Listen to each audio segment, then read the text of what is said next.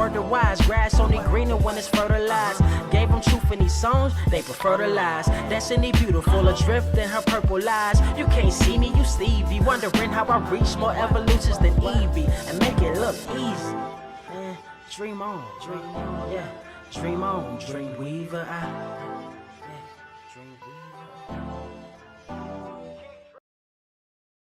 What is up, Earth's mightiest subscribers? It is your boy Ernie the Blerd Without Fear.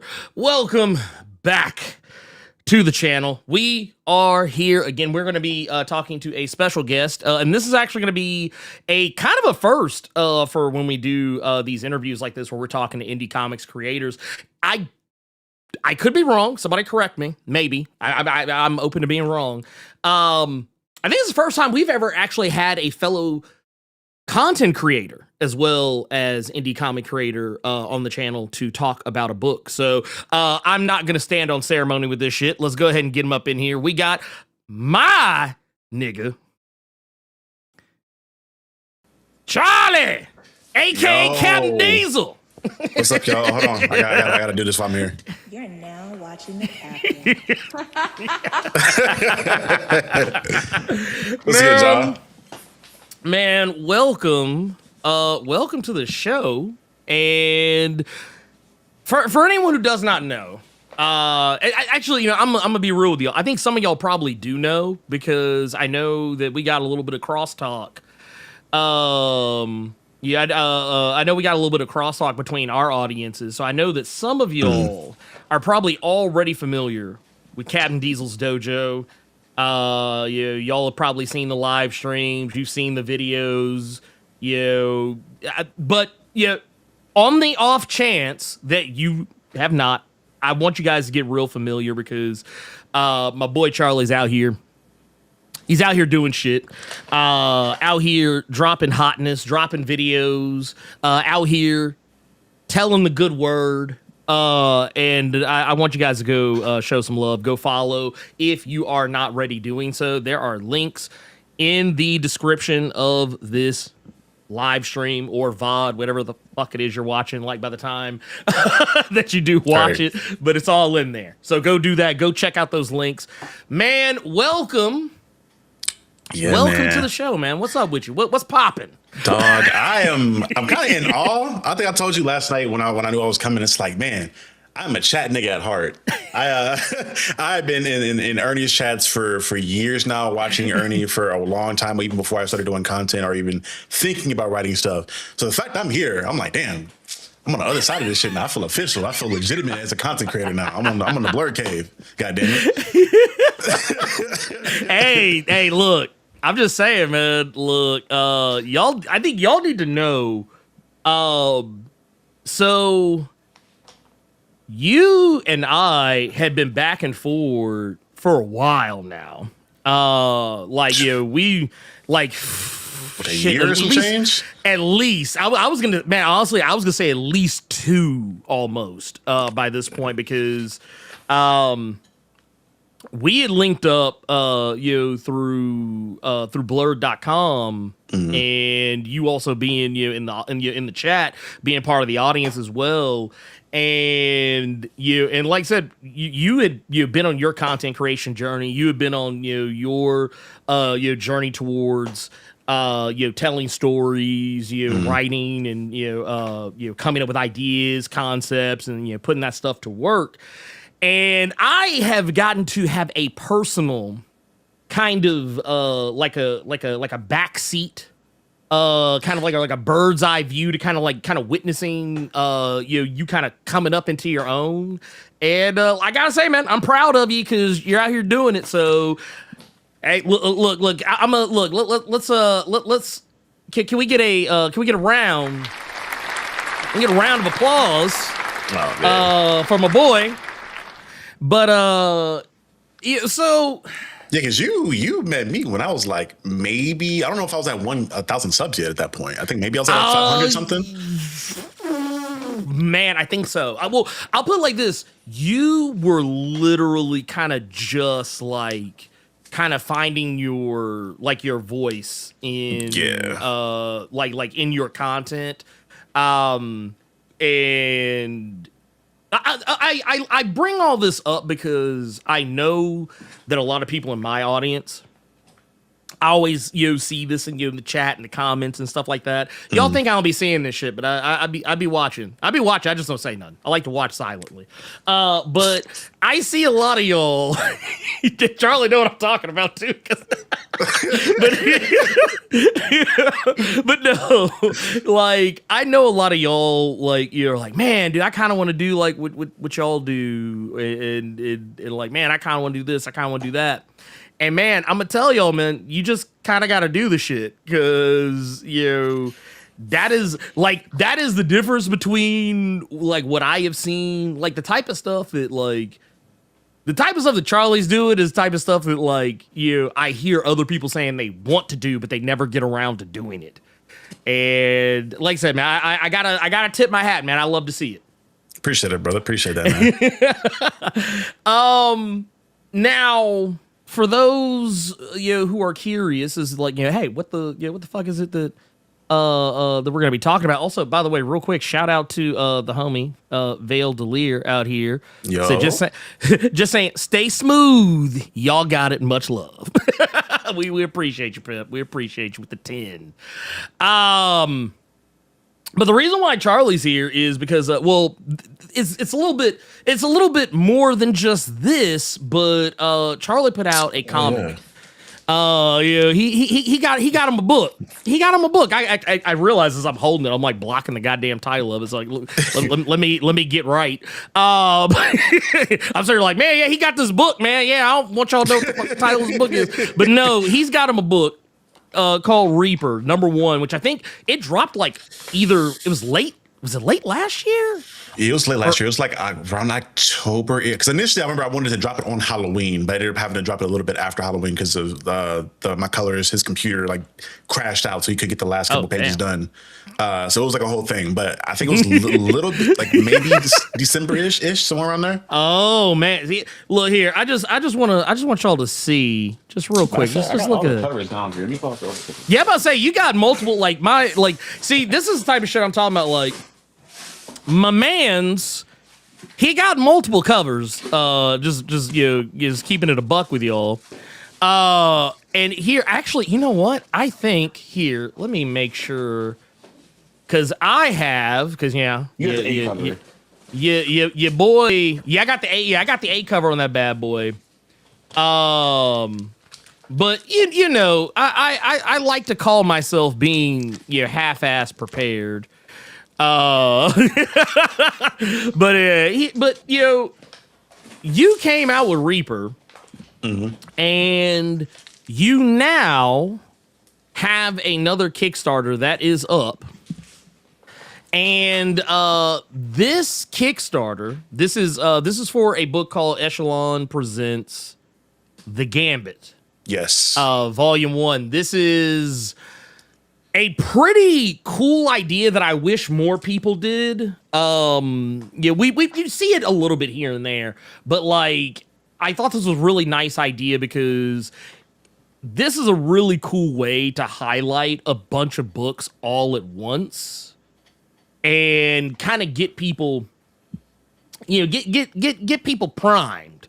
Get people primed to what it is you have to offer. And for those that don't know, Echelon, which is a comic publishing company that is co-owned by your boy right here, because I know I said a lot of other stuff earlier. He's content creator, he's writer, but also he is the co-owner of Echelon.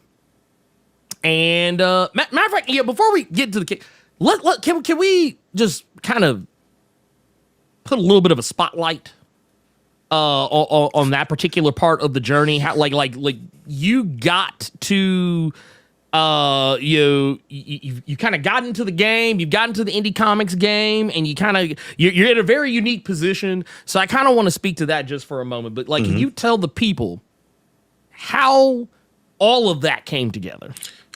So my journey is one of being in the right place at the right time, to be quite honest with you. So this goes back way back to what, 2017-ish, and playing NBA 2K. I played 2K avidly. I'm a huge basketball fan, so I played a lot of basketball and love playing the games, whatever it may be. And I ended up randomly one day running into a guy by the name of Otis East online. We were playing 2K, and as you would do, you shoot the shit as you're playing the game, whatever it may be. We get to talk about all kinds of nerdy stuff like anime, comics, animated series, all that different types of stuff.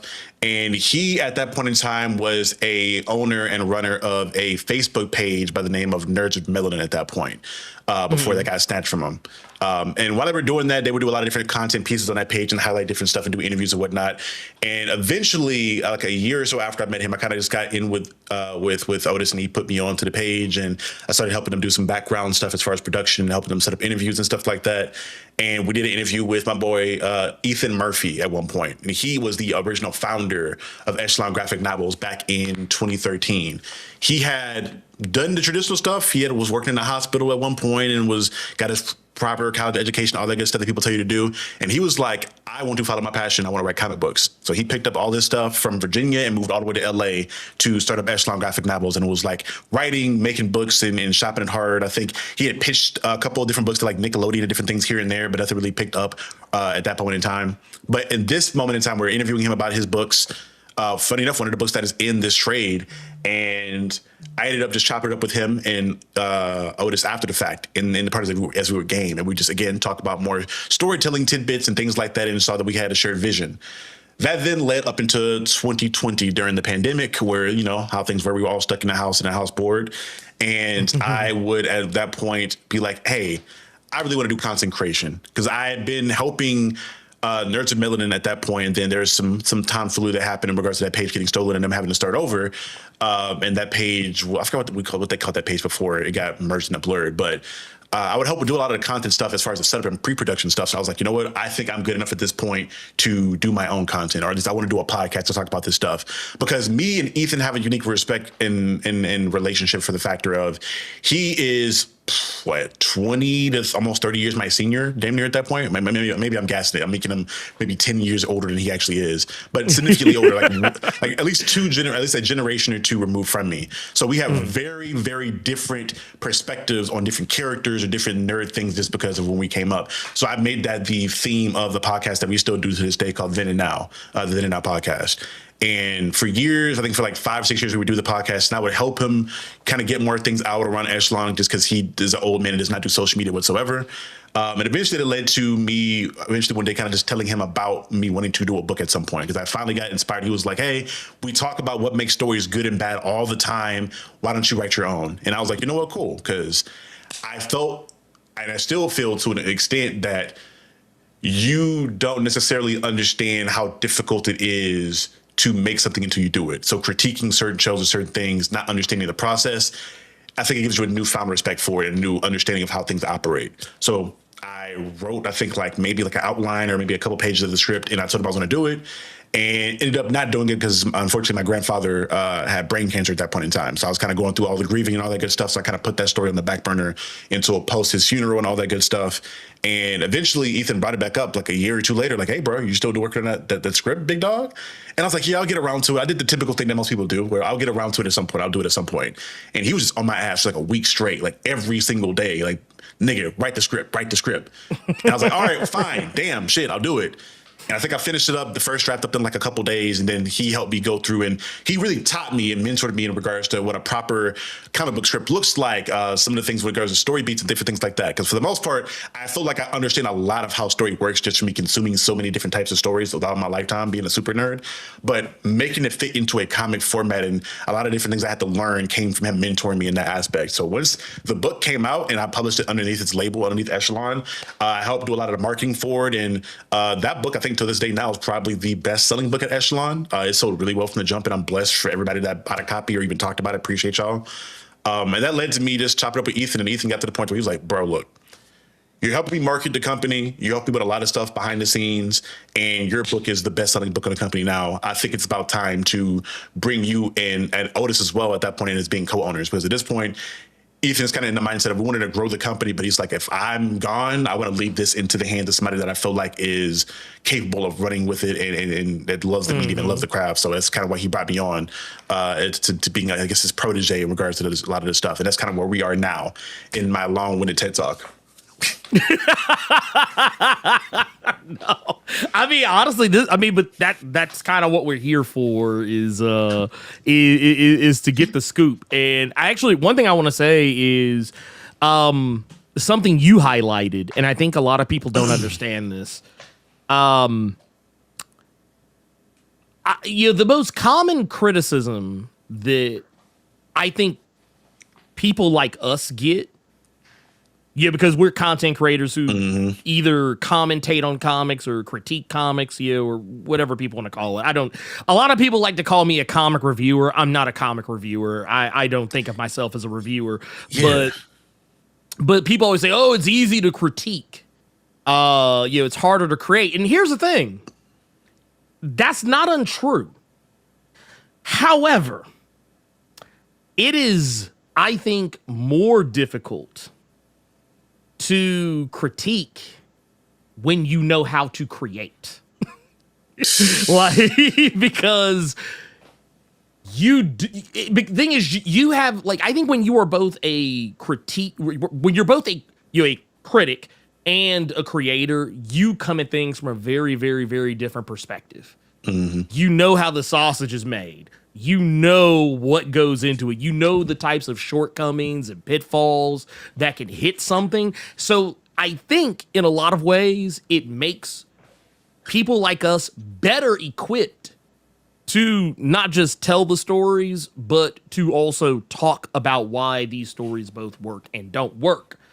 And I think you're going to get a more unique product from people, like us, because those things are always going to be in the back of our head. We're going to have another guest tomorrow, David Pepos, who kind of comes from a similar background. He was a critic first before he was a writer. And he was, by his own admission, a harsh critic in a lot of respects. And now he writes Space Ghost and Captain Planet and Speed Racer. Go figure. But, the thing is that, I don't know, I kind of feel like there's a change that's kind of coming around. I'm starting to see more people who were critics or commentators and are now becoming, creatives themselves. I think everyone has always had that thought of, well, I could do better. I could do it myself. I can make that story. Because I think everybody has their own fan headcanon or fan casting of what they would have done with the story. And I think, me and you have talked about it before. We live by the quote of fans don't know what they want until you give it to them.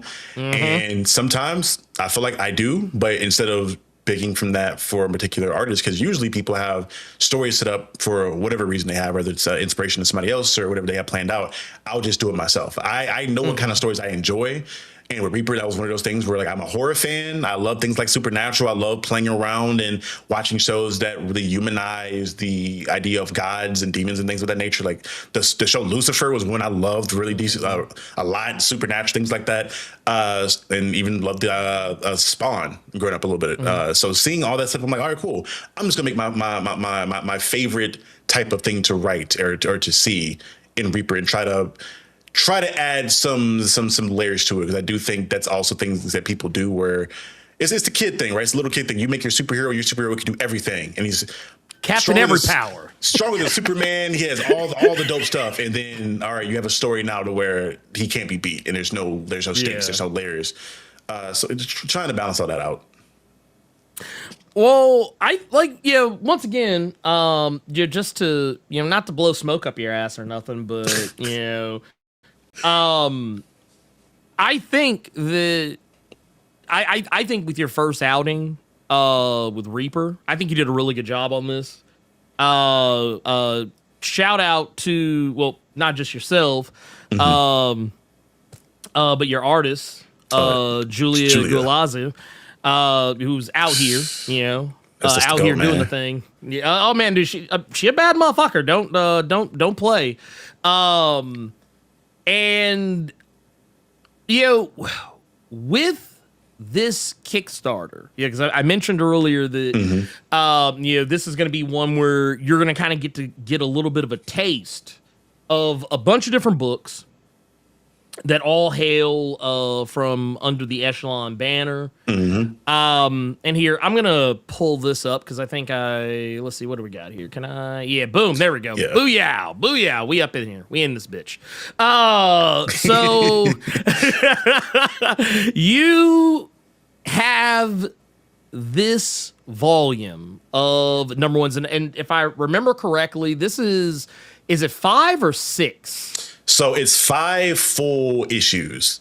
And then on top of that, we have 2 more preview pages. So we have books so on top of us being our own publisher in regards to making our own stories, another thing that we do at Echelon is that we tend to take on clients. So let's say somebody is a screenwriter who's always wanted to make a comic, or somebody has always had an idea for a comic. They come to us and they say, hey, I have this idea for a comic and I want help to make this thing. Some people are coming from the world of like screenwriting, or they don't know how to write comic book scripts for the most part. So we take a traditional script that they have and we adapt it into a comic format. Or some people just want their idea made, or we have one client who's like a younger kid and he's just, I just want to make my story. I want to have input on it, but I want to make it. He has us write it for him. So Ethan's written a lot of those, and we do that as far as making people's dreams come to life. So we'll have 5 of our own stories that we wrote in-house, and then we're going to have 2 preview pages of clients that we've taken on that want to get their books out there. And we have an intern, Bo, who is an amazing artist. He is someone who, he literally went to school traditionally for art, and he has a webcomic that he made that he allowed for us to put in this as well, just kind of get him some shine. So when people see that, they can kind of see what he has to offer and check out more of his stuff. So it's pretty much anything that we have written or anything that our team has put out there, we're trying to put it all in one book so you guys see what we're all about. I mean, I like it. I like that idea, and I like that. Well, for one, all of the stories, all the stories in here, they all kind of vary in what type of genre or like tone. So I mean, you're really kind of getting like you're literally getting kind of like a you know. Here's the best way I like to look at this. You ever go to a restaurant and they got the appetizer sampler? Like, this is kind of a way to get that appetizer sampler in comic format. Like, you can't choose what you want to start with. Well, guess what? You get a little bit of everything. And you can kind of have, like, the best of all the worlds. Like, case in point, we've already mentioned, you're going to be able to, like, if you back this, obviously you're going to be able to get Reaper. You can even kind of see you can even, in this cover, you look up at the very like top it's not mirrored on my side. Okay, so cool. Top right on my side. Top right on So you look at that top right, you're going to see your main man out here from Reaper. But if you kind of look across the cover, you're going to see characters that come from Slate and Ash, or from the Briarlands or Ipswich or Blackmore. You're going to see all of the kind of different characters that could pop out of those stories.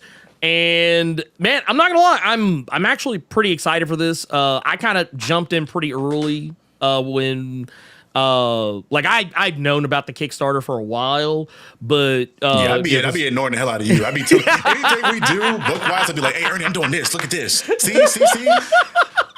Well, no, be tired of me. No. Well, no, it's funny because it reminds me of the okay. So I don't expect anybody who's not involved in a creative endeavor to understand this, but when you are doing something creatively, especially in this particular arena, when you get a piece of artwork back from your artist, it's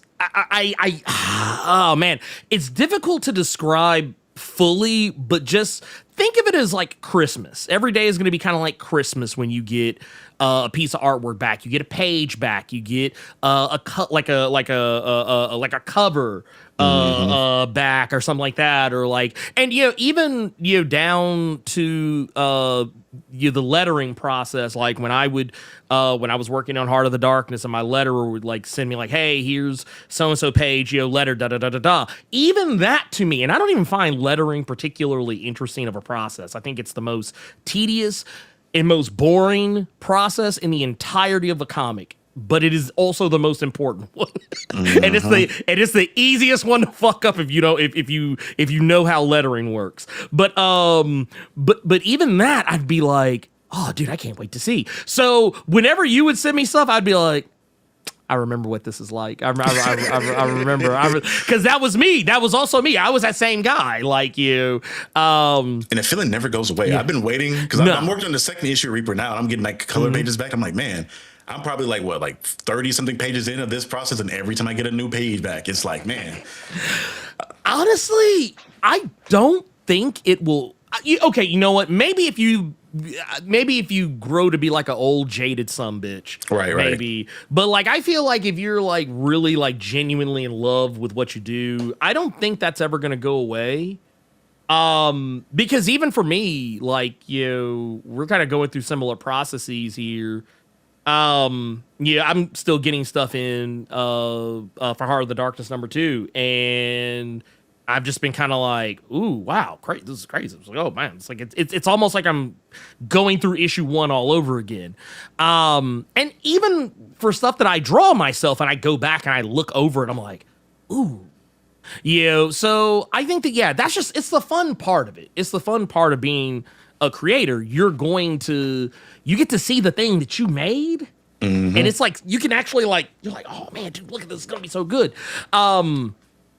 But I think that if you are, someone who you want to support, indie comics, and this is also something that's very important to us here. You want to support, let's say it now, Black indie comics. I'm just saying, you didn't tell a lot. Yeah, I think that there's I think there's a lot to jump on board with there, because I actually went through and was looking at some of the stuff you were showing me. And I think, here, let me. I think I sent you everything. I think I sent you the massive photo we had with all the Echelon books in it. Yeah, you said it was a lot of stuff. I was like, oh shit. I was like, word. Because Ethan's been writing stuff since 2013. So I just came on and added more stuff. And then with us getting clients now, where it's like, all right, we don't have to pay to get all the. I think that's the best thing about taking on clients, that we get to make people's dreams come true. But especially for the ones that let us write stuff, it's like, all right, we get to write and be creative without having to pay our own money upright for it. And even then, it's fun, man. It's fun. I love what we're doing. I mean, like I said, I respect it because me personally, I think that well, okay, for one, the most difficult part of any creative endeavor, I think, is the admin. When you get into like the admin, when you get to the admin, man, that is a whole other can of worms. I personally, I think that you step into a very special arena. You step into a very specific arena when you want to be into the publishing aspect of it, not just on the writing or artist side of it, or any of that stuff. Even being an editor, which technically or technically not, you are also an editor for Echelon. So it's kind of like you have stepped into a very like not just creative role, but into an admin role on with this whole thing. So that means your plate is that much bigger, as far as like what all goes on there.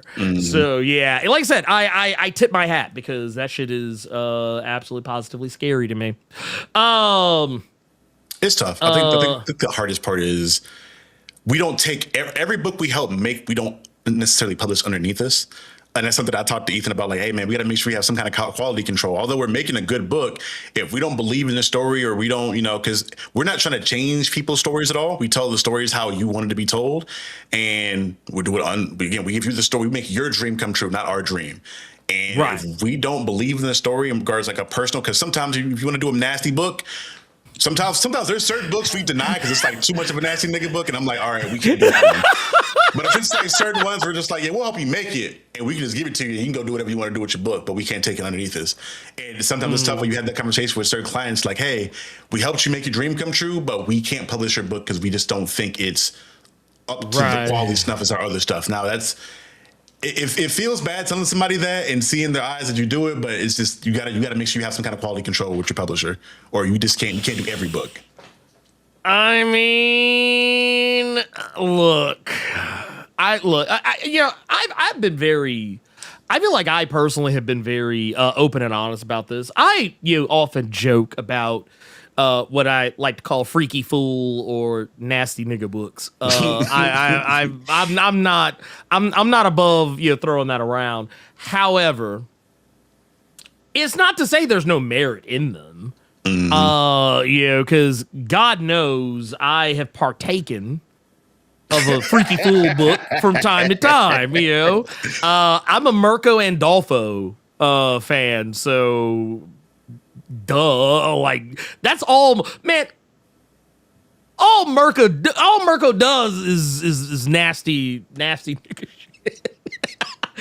Granted, they're done in a way that's very tasteful, but what's another one? Is it Stefan Sejic, who does like Sunstone or whatever? Yeah, those are freaky fool books, but they're good freaky fool books. So it's different. It's like the A24 of freaky fool stuff. Like it's at a higher level than some of that other freaky fool shit. I'm gonna get there at some point. Yeah. I'm making a list of like, all right, when I get to the point I want to check out some double N books, I'm like, all right, cool. I mean, where are you on the list? Where are you overreading?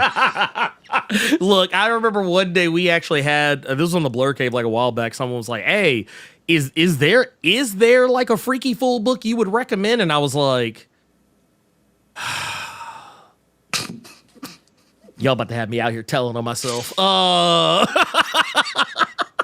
But no.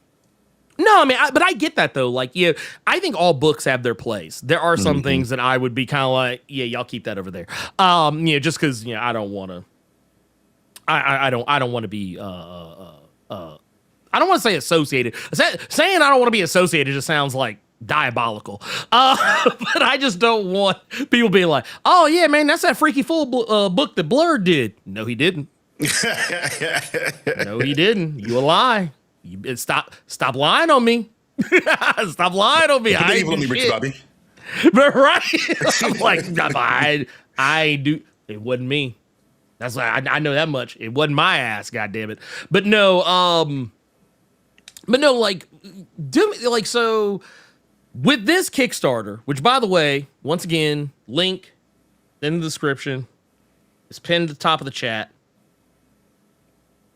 Tell me something as far as like when you were putting this together, because I'm always interested to know, like, from a publishing standpoint, maybe you can answer a question that a certain company chooses not to.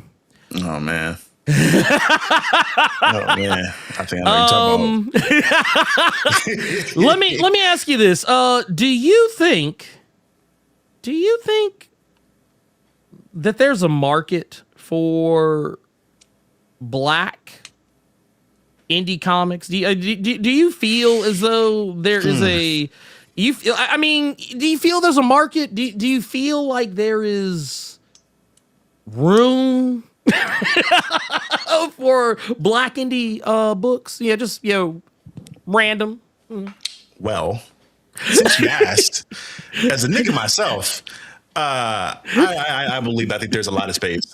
I've made it a point ever since I've been introduced to the world of indie comics and especially Black indie stuff. because I think up until I was making Reaper and going about trying to figure out how to market Reaper, I didn't really see a lot of them. I think like the most the most casual fan, I was only knowing of Marvel and DC. I wasn't even really reading a lot of Image outside of what I had seen from stuff like Invincible or things of that nature.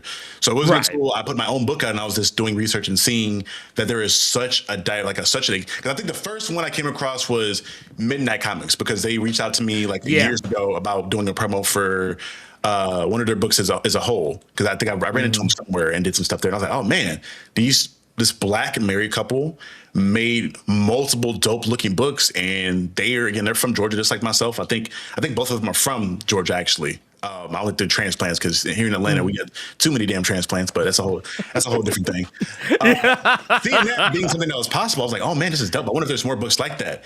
And that put me down this dark rabbit hole of then seeing that you were covering a lot more of them too. And you were also about to influence on my wallet, because I have too many. I think I just finished up 7 different campaigns I was backing, paying for all of them. And I told myself, okay, I got to put myself on pause, because I've covered a couple of them. I think I picked up, if you guys look in the bottom left down here, there's a book called Scion by Mark Brandy over at Crimson Sleeper Studios. Amazing fucking book. I highly recommend that book if you guys are looking for other books to check out. I think issue 2, the Kickstarter, is about to kick off at some point soon. Oh man, I don't want to put words in his mouth, but like, I feel like it's sometime in the next week. I believe so. Yeah, it's coming up soon. It's still in the pre-launch phase, but it's going to start sometime soon. It's just go Google that shit. Go Google that shit, y'all. Just go Google it. Great book. Great book. Love work with that. With that book. But seeing that and seeing like that book in particular spoke to me, because it's, again, me being a college student who went to a PWI in a racist rural South. I saw a lot of myself in that story, and how, if you were a college student during the George Floyd situation going on, and how you felt, because it's not necessarily talking on that situation specifically, but a situation that's kind of similar to that in that story. Seeing that there is so many stories that can tell so many different experiences that are very niche too, in certain aspects of it, made me really fall in love with indie comics, especially Black indie comics, because I feel like growing up, I rarely got to see myself in Marvel or DC when I was reading stuff. I saw Jon Stewart as a character I loved above anything else. Like, that is my favorite comic book character, period. I saw characters I loved, like Storm, Black Panther, growing up. But even then, I felt like I couldn't fully connect with them in certain aspects. And I think that had to do a lot to the fact that a lot of those characters are written by white writers for a significant part of their existence. And not saying that they can't write those characters, but I think there are certain subtle nuances in how Black folks talk and how we move, how we eat, how we congregate with one another, that you can only really know if you are either, one, a Black person, or two, you were one of those rare instances of a white person that just either lived in the hood, or you were just like at your Black friend's house 24/7, where you were just like a cultural chameleon in that aspect. I think there are some writers who are like that and whatnot. But for me, the rule, not the exception, is that when you want to see authenticity to the extreme when it comes to any cultural book, you want to have the people of that culture writing that book. And with Black folks, bruh, yes, I see myself and my family and my community in Black indie books. And even outside of that, I just think there's so many untapped creative geniuses in the market. I think there are so many writers who write amazing books that are, in my opinion, are on par, if not better than a lot of stuff you'll see from Marvel or DC or even an Image now, that just don't get that shine because they don't know social media, or they don't have the money to promote those books in that way, to put them in front of you. No. What you just said is 1,000% correct, and I think the sooner people latch on to that, I think the better off we're all going to be. Because that is something I myself have encountered, I feel, quite a bit, is kind of witnessing people not really knowing how to get themselves out there. Echelon being a prime example. Yeah. I didn't cut you off. I'm sorry. Oh, no. Please. With Echelon, go off. Before anything else, before being a editor, before being a co-owner, I was a fan of everything that Ethan had at Echelon. I think at that point he only had a handful of issues out, and there's a book called Divine Influence that's not a part of this volume, but it's probably my favorite Echelon book that Ethan's wrote, and I'm trying to pressure him into getting issue 2 out there for me as a fan. Because Ethan, I think, is a brilliant writer, and he has a really good way with snippy dialogue. Like if you're watching Supernatural or any show and you love buddy cops, like he is a buddy cop connoisseur. That's his favorite, and he said that a million times before in the podcast, his favorite subgenre of anything is buddy cop stuff in any form or fashion. And when it comes to pairings or groups like that, he does that very well. And I love his dialogue, and I love how he writes certain stories and how he gets those stories across. So when I see him as somebody who is significantly older and he's coming historian, he may be a little older than you. I think he's the designated old nigga in my life. So you need those. He up there, and again, I'm reading his stuff, and I'm like, bruh, if I can just get more of your books out there in front of people, in the same way that people love and gush over Reaper, and I love and I'm blessed that people have enjoyed Reaper. I've had I think my LCS, Oxford Comics and Games here in Atlanta, Georgia. Shout out to y'all. One of the employees there was a I know they're trans, but I don't want to butcher their pronouns. I'm going to say they, them, just for sake of, being inclusive as far as that goes.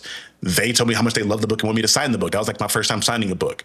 Our buddy JP, I hope he's not mad at me by airing him out here. That nigga sent me like a 2-minute voice message crying about how much he enjoyed the book and how much it spoke to him. Oh, I remember you telling me about that. And getting that kind of feedback, it warms my heart, but it also makes me want to go harder as far as promoting other Echelon books, because I know that there are other books that I would even say are better than my book that we have on the brand and on the label. That Ethan's either written or he's taken a part of creating that I think people would adore. I think Briarlands, if you're an X-Men fan, you would adore. If you're a Speedster fan, you would adore Briarlands. Ipswich, if you love fantasy, you would adore Ipswich. If you guys love steampunk and you're a fan of Arcane, I think you would adore and love Blackmore. Again, the varying in the genres that we have is crazy. And I've read every single book that we have because I'm genuinely a fan before anything else. Well, I mean, like I said, that's why, I think that it's very important that people understand, the indie comic scene, regardless of, where in that scene you ultimately fall, the indie scene is always the one that's out there kind of doing the most, doing like the best, telling the most different stories, telling the types of things that I personally feel are, you're not going to see these stories in Marvel or DC. You're not going to you're just not. I mean, that's not even like me making stuff up. Unique stories are kind of a bug, not a feature, at places like Marvel and DC. And that's the God's honest truth. You can, you can hate it, or you can love it, you can hate it, whatever, it doesn't matter, but it doesn't make what I said any less true. This is kind of one of those scenarios where you're gonna have to step outside yourself. You're gonna have to give these new narratives and new stories a chance, because that's the only way you're going to be able to get more unique stuff. I hear it all the time. People always saying, man, I'm really tired of same old, man. I keep seeing the same old books, same old books, man. The same Batman every Wednesday, same X-Men every Wednesday, same Superman every Wednesday. I hear y'all saying this stuff, and the thing is, I need y'all to actually go look at some of this other stuff, because people are doing some pretty wild shit. Not even just people that you're fans of, and it's something I've always talked about. I think we've had this conversation to exhaustion.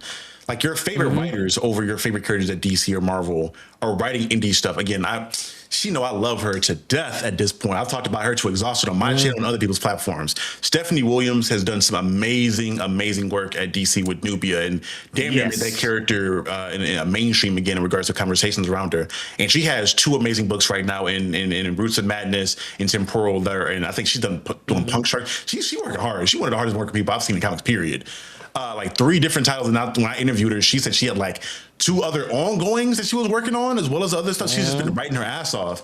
And she stays busy. If you're saying you're a fan of her, go support the stuff that she owns. If you're a fan of certain artists, Yes. we have artists for Echelon. Our guy Eater Messias. We love Eater Down. Eater was probably one of the first artists to work with Echelon as a whole, because I guess Ethan discovered him when he was a lot younger and gave him a chance on some books. And Eater's now doing stuff with Marvel and DC and Dynamite. Yeah. He did the first issue of the Supernatural book. He worked on the Black Panther 60th annual. He's done a lot of shit. He did the Sam Wilson Captain America as well. Yes, he's been out here, and there's multiple artists like that have worked with us. Hell, Giulia, my artist for Reaper, she did Marvel Voices, I believe, and did some stuff for Dark Horse as well. They're working, like the people that work with your name brand. I'll call them name brand. I'm ghetto as fuck, I guess. Your name brand publishers, your name brand storytellers, they go off and put their heart and soul into their own books because they have the ability to do so. They don't have to worry about the canon of the 75-year history of DC. They can write stories that they're passionate about. And I tend to see artists get a lot more creative and writers get more creative when they're able to tell their own stories. Yes, that's 1,000% correct. I've said this so many times that you can literally get some of the best stories out there, some of the best stuff out there imaginable, if you are just willing to take a chance. You mentioned our people over at Midnight. Out here doing the damn thing. We got our boy Sebastian over Stranger Comics doing the damn Sebastian thing too. I'm trying to get more. I feel like I did myself a disservice by not getting locked into Stranger Comics more.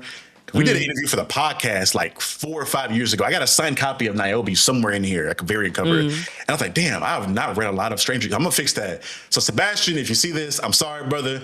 Don't get mad at me. I want to talk to you soon, though. I want to try to get in. I'm reading as much as I can right now, so I can fix my problem and my crime against humanity, and not read more Stranger Comics. Hey, I can't say anything because I had read Niobe. I had read the first Niobe, but I had never read the Untamed. And a friend of the channel. A friend of the channel, and one of Earth's Mightiest, Scott, who might be watching this right now, he sent me the books and was like, "Hey, check these out." He said, "You don't." He said, "Don't sleep on this stuff." And like I had read them, but it took me a long time. Like, and I even told Sebastian this because like I always had this policy when it came to indie books that because elephant in the room, a huge byproduct of our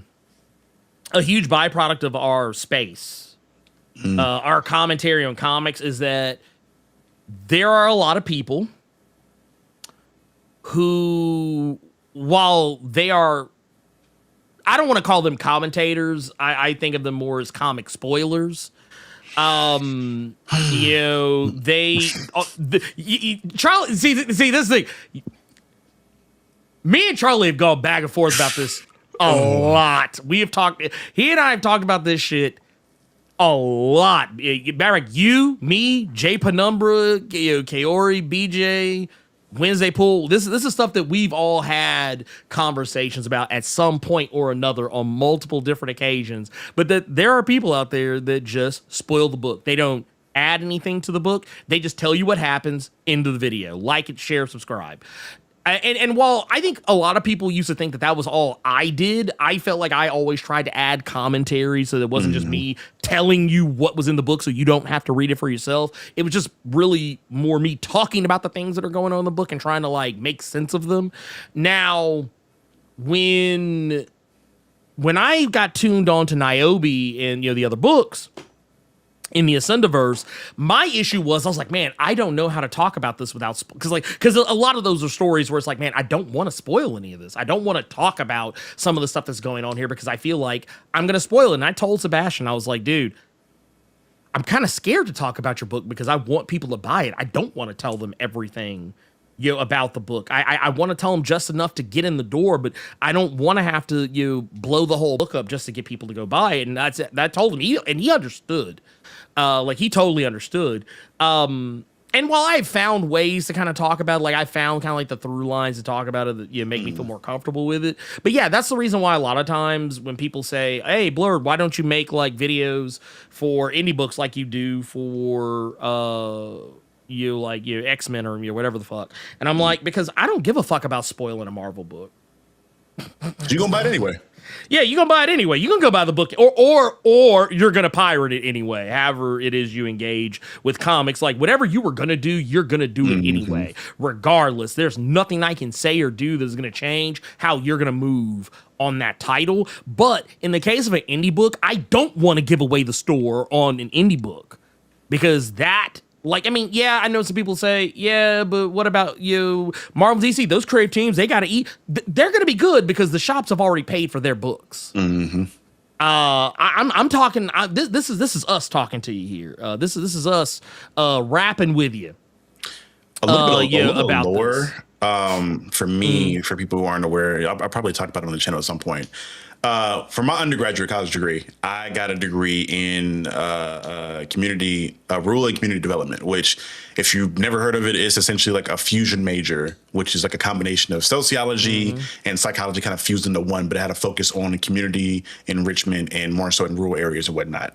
And in doing so, this is one of the few times where I can say, and people probably give a story about college about how it affected my way of thinking in regards to sociology, because I'd always been someone who was interested in like mythology and seeing how like cultures affected people, but going through the process of like doing things like building community gardens or seeing how community is affected by things, it affected the way I perceive media at that point, to where I tend to perceive media from a sociological framework of like, how is this world being built affecting the person? How does this person affect the world that they're in?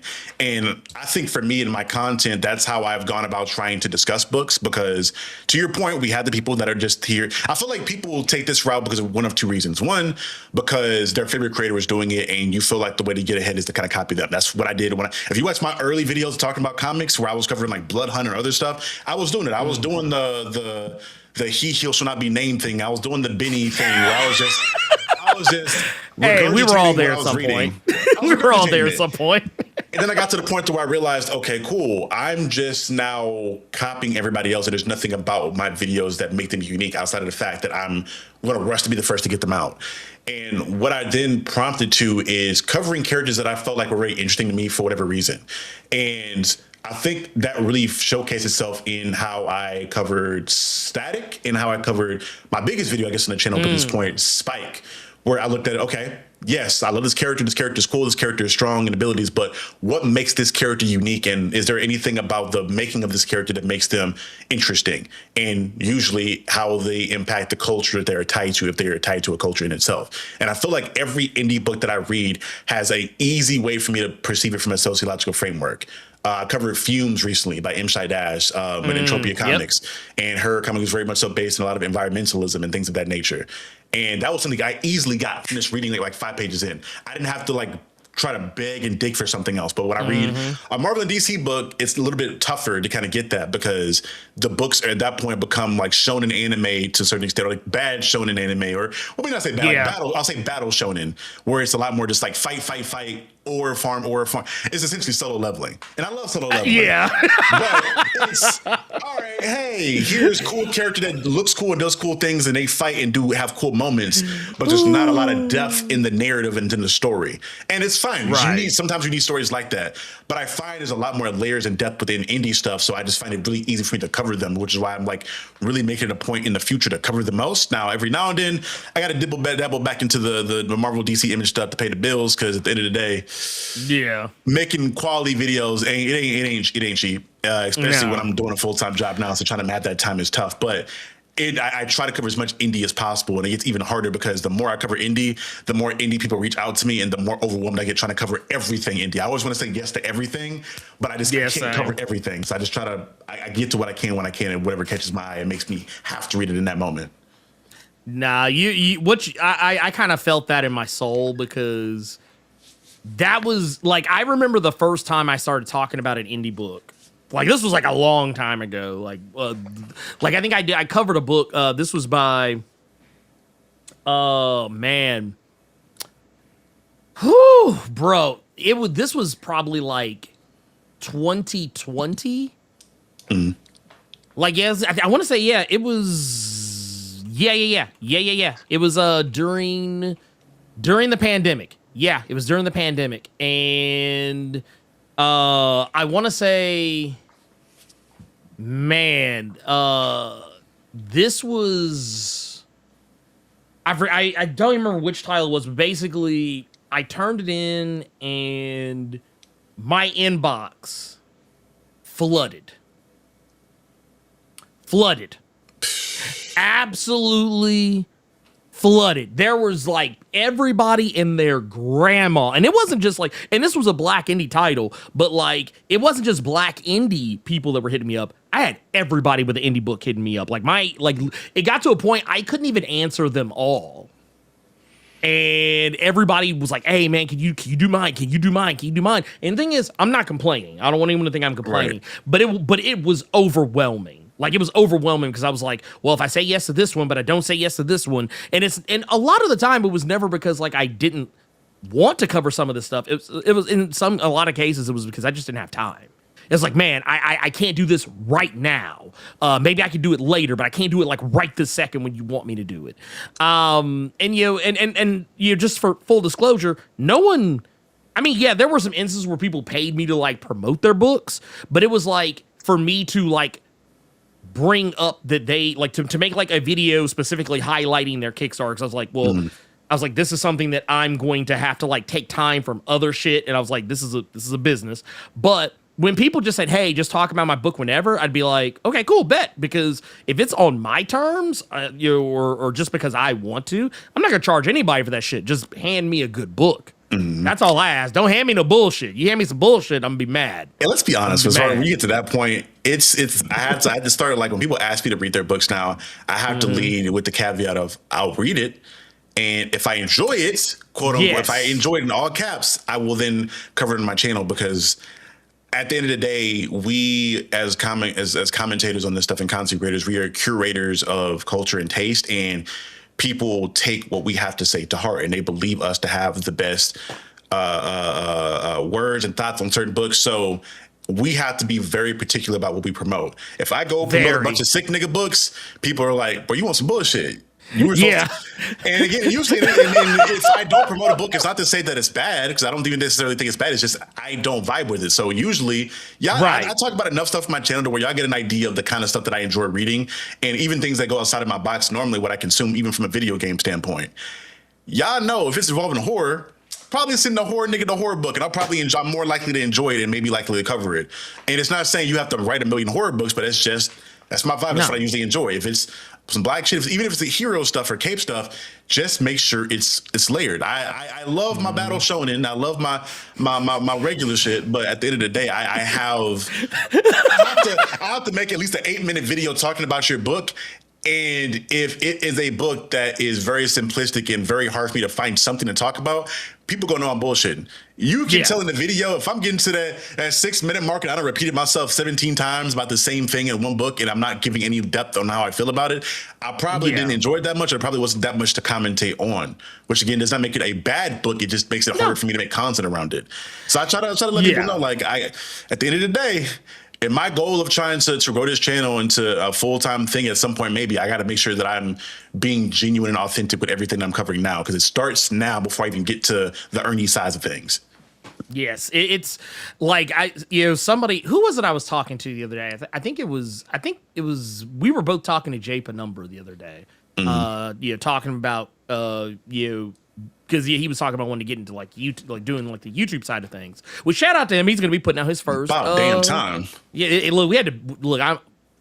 we've been beating that motherfucker's ass. We've been beating his ass. We've been kicking JP back in about him doing shit on YouTube. But the reality is, I told him when I hit 100K, that was when the journey actually started.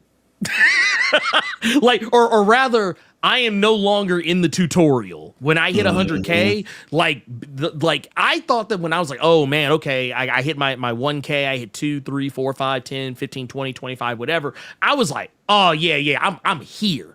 I'm here, man. Yeah. This is where the real shit is. No, it isn't. you learn it really quickly when you get to 100K. You're gonna be like, oh shit, there is stuff about this game that I was not told. And yeah, when you get to 100K, shit gets real different. But I want y'all to know that. I want y'all to understand that because it's true. It's subjectively true. And you do, especially if you do what we do as a job, that's why I often tell people, like, I have to be careful how often I post stuff about indie stuff, because sometimes it's feast or famine. Like, sometimes I post something about an indie book and everybody fucking loves it. They eat it up. Other times, the video barely gets any views. And when a video barely gets any views, it can sometimes affect what your next video like does, because like the algorithm will be like, they weren't fucking with this video and this one's kind of similar, so yeah, we ain't gonna show them that shit. So that's why I'm always careful about how and where I promote black indie stuff, because I don't want the algorithm to tank me because it deems blackness as less valuable. Oh, it kills it. To this day, I'll never forget my own fan base. I posted that video over Temporal. I think that thing to this day is at like 87 views. But when I went through it, I was critiquing Marvel and DC and back-to-back videos, 10, 12K back-to-back. And this is, I think this is around the time where like I wasn't even monetized because YouTube was on some bullshit and like took my monetization for like a month. So that was like 2 videos I didn't get no bread for real. But back-to-back 11, 12K. And I was like, people that we know are like reviewing the videos or reacting to the video. And I'm like, bro, Temporal was right there, like 2 weeks before or something like that. Literally. And again, I want to cover more. It's getting to the point too to where like I'm covering a lot more indie stuff, and I've just like gotten comfortable with the idea. I'm just going to grow at a slower rate. I'm just going to grow as a slower crowd. Like I could do only Marvel and DC stuff, and I could probably do a boom because again, that one Spike video, I had posted like 15 other videos like that, or I think I got a lot of early success on doing Power Ranger videos where I'm like, I could have been the Power Ranger nigga and just coasted and gotten the bread, but I wanted to make sure that I was covering things that I was passionate about. And it's getting to the point now that we're like, hey, bro, I'm comfortable growing at an incredibly slow rate if it means I'm building up a great reputation for covering great indie stuff. Yeah, no, that's pretty much what I've kind of had to, because it was kind of a similar journey for me, because when I first started out, I was talking about Batman. Like, because Dark Knight's Metal was like the new hotness when I first hit the scene. And that was what blew my channel up. So like my whole channel basically became like a Batman channel and was actually pretty predominantly DC stuff. I wasn't talking about Marvel very often. Like if I talked about Marvel, it was very rare that that was a thing. And then like as the channel, like as I started kind of falling off of Batman, that was kind of when I started to realize you got to be careful, what you talk about, or keeping what you talk about consistent. Is why like I always harp on other creators. I'm always like, hey, make sure what you're talking about is some shit you always gonna fucking love, because it is real easy for your channel to fall off a fucking cliff. Because when I stopped talking about Batman, channel slick kind of died for a little bit until I started talking more about X-Men. And then X-Men kind of became my thing. And now that X-Men, I'm not vibing with the current X-Men shit very much, anymore now. So now I've kind of I have to find the other thing that I want to be like my thing. And I've decided to make it, black indies, and, make that be like the more like predominant thing. And will my channel, or has my channel taken a hit because of it? Oh, it most certainly has. But I'm okay with that if it means I'm doing the stuff that I genuinely care about. And I think there's a lot to be said for that. Like, because there's a lot of people with channels like ours that they don't even like some of the books they're talking about. They're only talking about them books because they got to. Bruh. There. Man, I'm just saying. There's I remember, I think I may have taken those videos down at this point. When I was covering every issue of Blood Hunt, keep in mind, I wasn't just reading the mainline stuff for it. I buy every single tie-in issue of Blood Hunt. Yes, I buy Jack the Ripper. Who the fuck Jack the Ripper was? Why people made that into a book, I don't know. But I bought that shit just because it was associated with Blood Hunt, and I loved Blade, and said, "Oh, black character, like event, I'm buying this shit." And also, I think right before I did a video and covered Brielle Brooks' Bloodline, and I fell in love with that character because shout out to Dr. Carrie Knight, she put me onto the character in the video that she did, and I bought the trade, read it, loved it, covered it, and was like, "Oh, she in this shit? Like I'm on it, I'm buying everything with this." Bro, I got about I think I got to like issue 5, and I was like, it didn't even hit me no more, bro. I don't even want to cover this. I'm just covering it because I started it. And it got to the point now, if I ain't rocking with the book no more, I won't cover it. Like there's even Absolute books. I was covering Absolute when it first dropped before the craze like blew up crazy around it.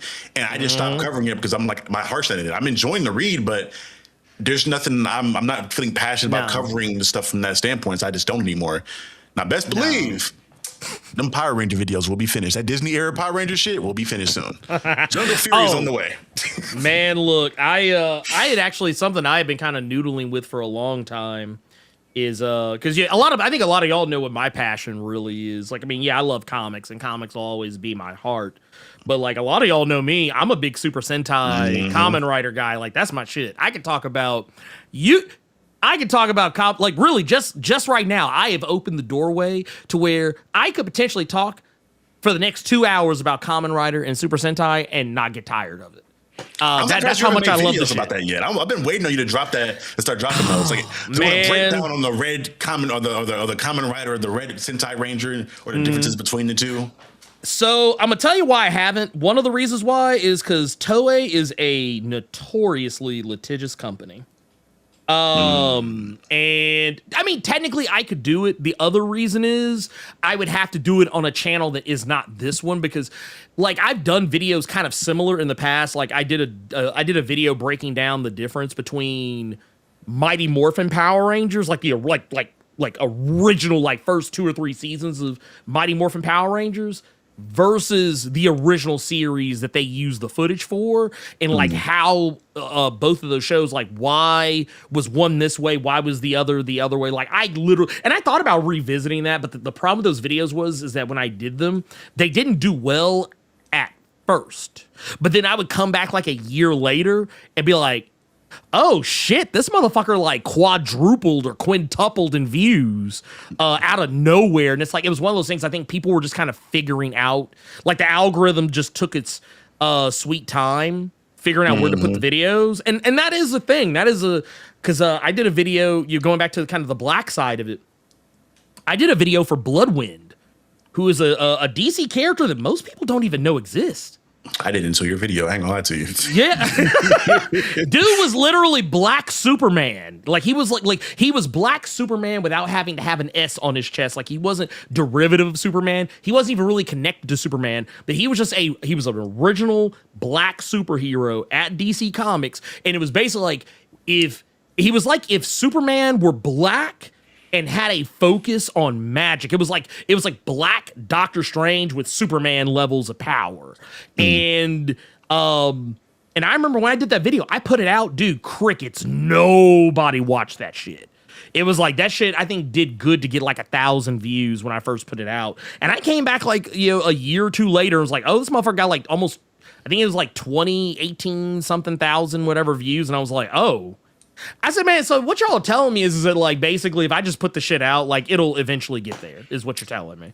One of the things I learned in one of my first early interviews, it was with my favorite creator. It was like if I was like on my Mount Rushmore people I watched, like you and my guy, the Black Master Donchi were really up there. Donchi was like, I watched Donchi to death. And when I finally got the interview, one of the things I was asking him about was just his content journey. He was talking about how he had to pivot. Because I think initially when I was first watching was when Xenoverse was like a really big thing. People were still playing Xenoverse. And he was like a Xenoverse creator. And then he like slowly pivoted into doing more gaming stuff, but more along the lines of like video essay stuff when he was doing this Honest Gaming Histories, where he would just break down a game or a character, and I would like watch those for hours on repeat. And he's like goated. That's the homie. He's always been. They tell you not to meet your heroes. In this instance, I say do it because you and him have been great. And when he's discussed that collab, not collab, but that crossover and like the pivot into doing this different stuff, like you're going to take that dip. Like you changing, It's because happening. people typecast you until you get to a certain level of a creator where people come for your personality. You are the nigga who does whatever it may be. You are the comic nigga. You are the anime nigga. You are this. And if you dip outside of that, people kind of teeter off and just don't click on those videos as much. So it takes a minute to kind of get into that audience, I guess, adaptation into what you're doing there. And I tried to be the variety nigga out the jump, and it was a slow grind. But when I saw all these Power Ranger videos were doing well, and I thought about it, I'm like, ooh, these niggas thinking about to cover Power Rangers outside of the Disney era? Boy, I do not know this shit outside of the Disney era like that. Let me put this on break for now and go into comics and then come back to the Power Ranger stuff. I mean, I'll be the first one to say it, man. I learned the hard way. Because I was doing that at first. That's why, like, when you were getting, like, really rolling, that's why I kept warning you. I was like, dude, be careful. Be careful. Because I was like, man, because I did that exact thing. Like, I was just doing I was like, oh, yeah, man, I'm doing comics. I'm doing movies. I'm doing, whatever. Talking about TV shows every now and again or whatever. And because I wasn't focused, YouTube had no idea where to put my shit. Bruh. Like, at all. But speaking of where to put shit, I want to put this shit up here because we got us a super chat. We got one here from Vale Deliver the 5. Says, Unigrad vibes, man. PTK Hennepin, Tech University of Minnesota made my children believe we have to be the heroes they deserve and need, despite ourselves. This is bars right here. You have to, because, well, for one, ain't nobody going to do it for you. No one's going to make the heroes you need. You have to step up and do this shit yourself. There's no getting around that shit, like, no matter what anyone tries to tell you otherwise. That's just that's real talk. And we got another one. This is another one from Vale. Says, ever tried the Stephen King method of writing? Ooh. Do you have more insight? And I've heard people discuss the Stephen King method, but I'm not super familiar. So if it's cocaine, or hating kids, you're right. if it's no, I'm joking, but no, it's basically like you basically have to just write. At least that's the way I have always understood the Stephen King method. I might be misrepresenting it, but when I was joking about cocaine and whatnot, but I mean, cocaine I think definitely helped.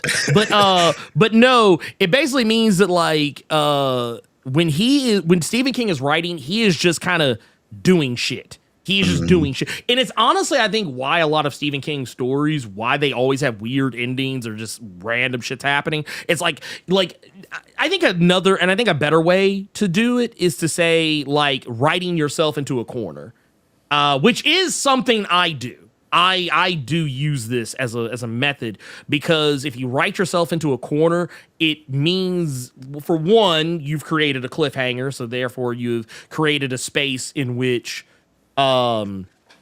people are going to be anxious to see what happens next, but it's also going to it's going to put the pressure on you to figure out, how do we get out of this? I started us at ABC, got us to XYZ, and now I got to start over again. It's basically like you're having to find the new ABC to get to the next XYZ is the way I look at it. But yeah. I did that with the newer issues of Reaper, and I think, funny enough, I know issue 2 is coming out, y'all, and I'm happy for y'all to read it, but I feel like I've got a flow state with issue 3 and doing just that, where I was just like, because I was changing around my format, kind of looking at how different writers did stuff and the formatting and how things would be clean. And I got to the point where I would just, I started to visualize a lot more when it came to my writing, because I would always just write and not think about the medium.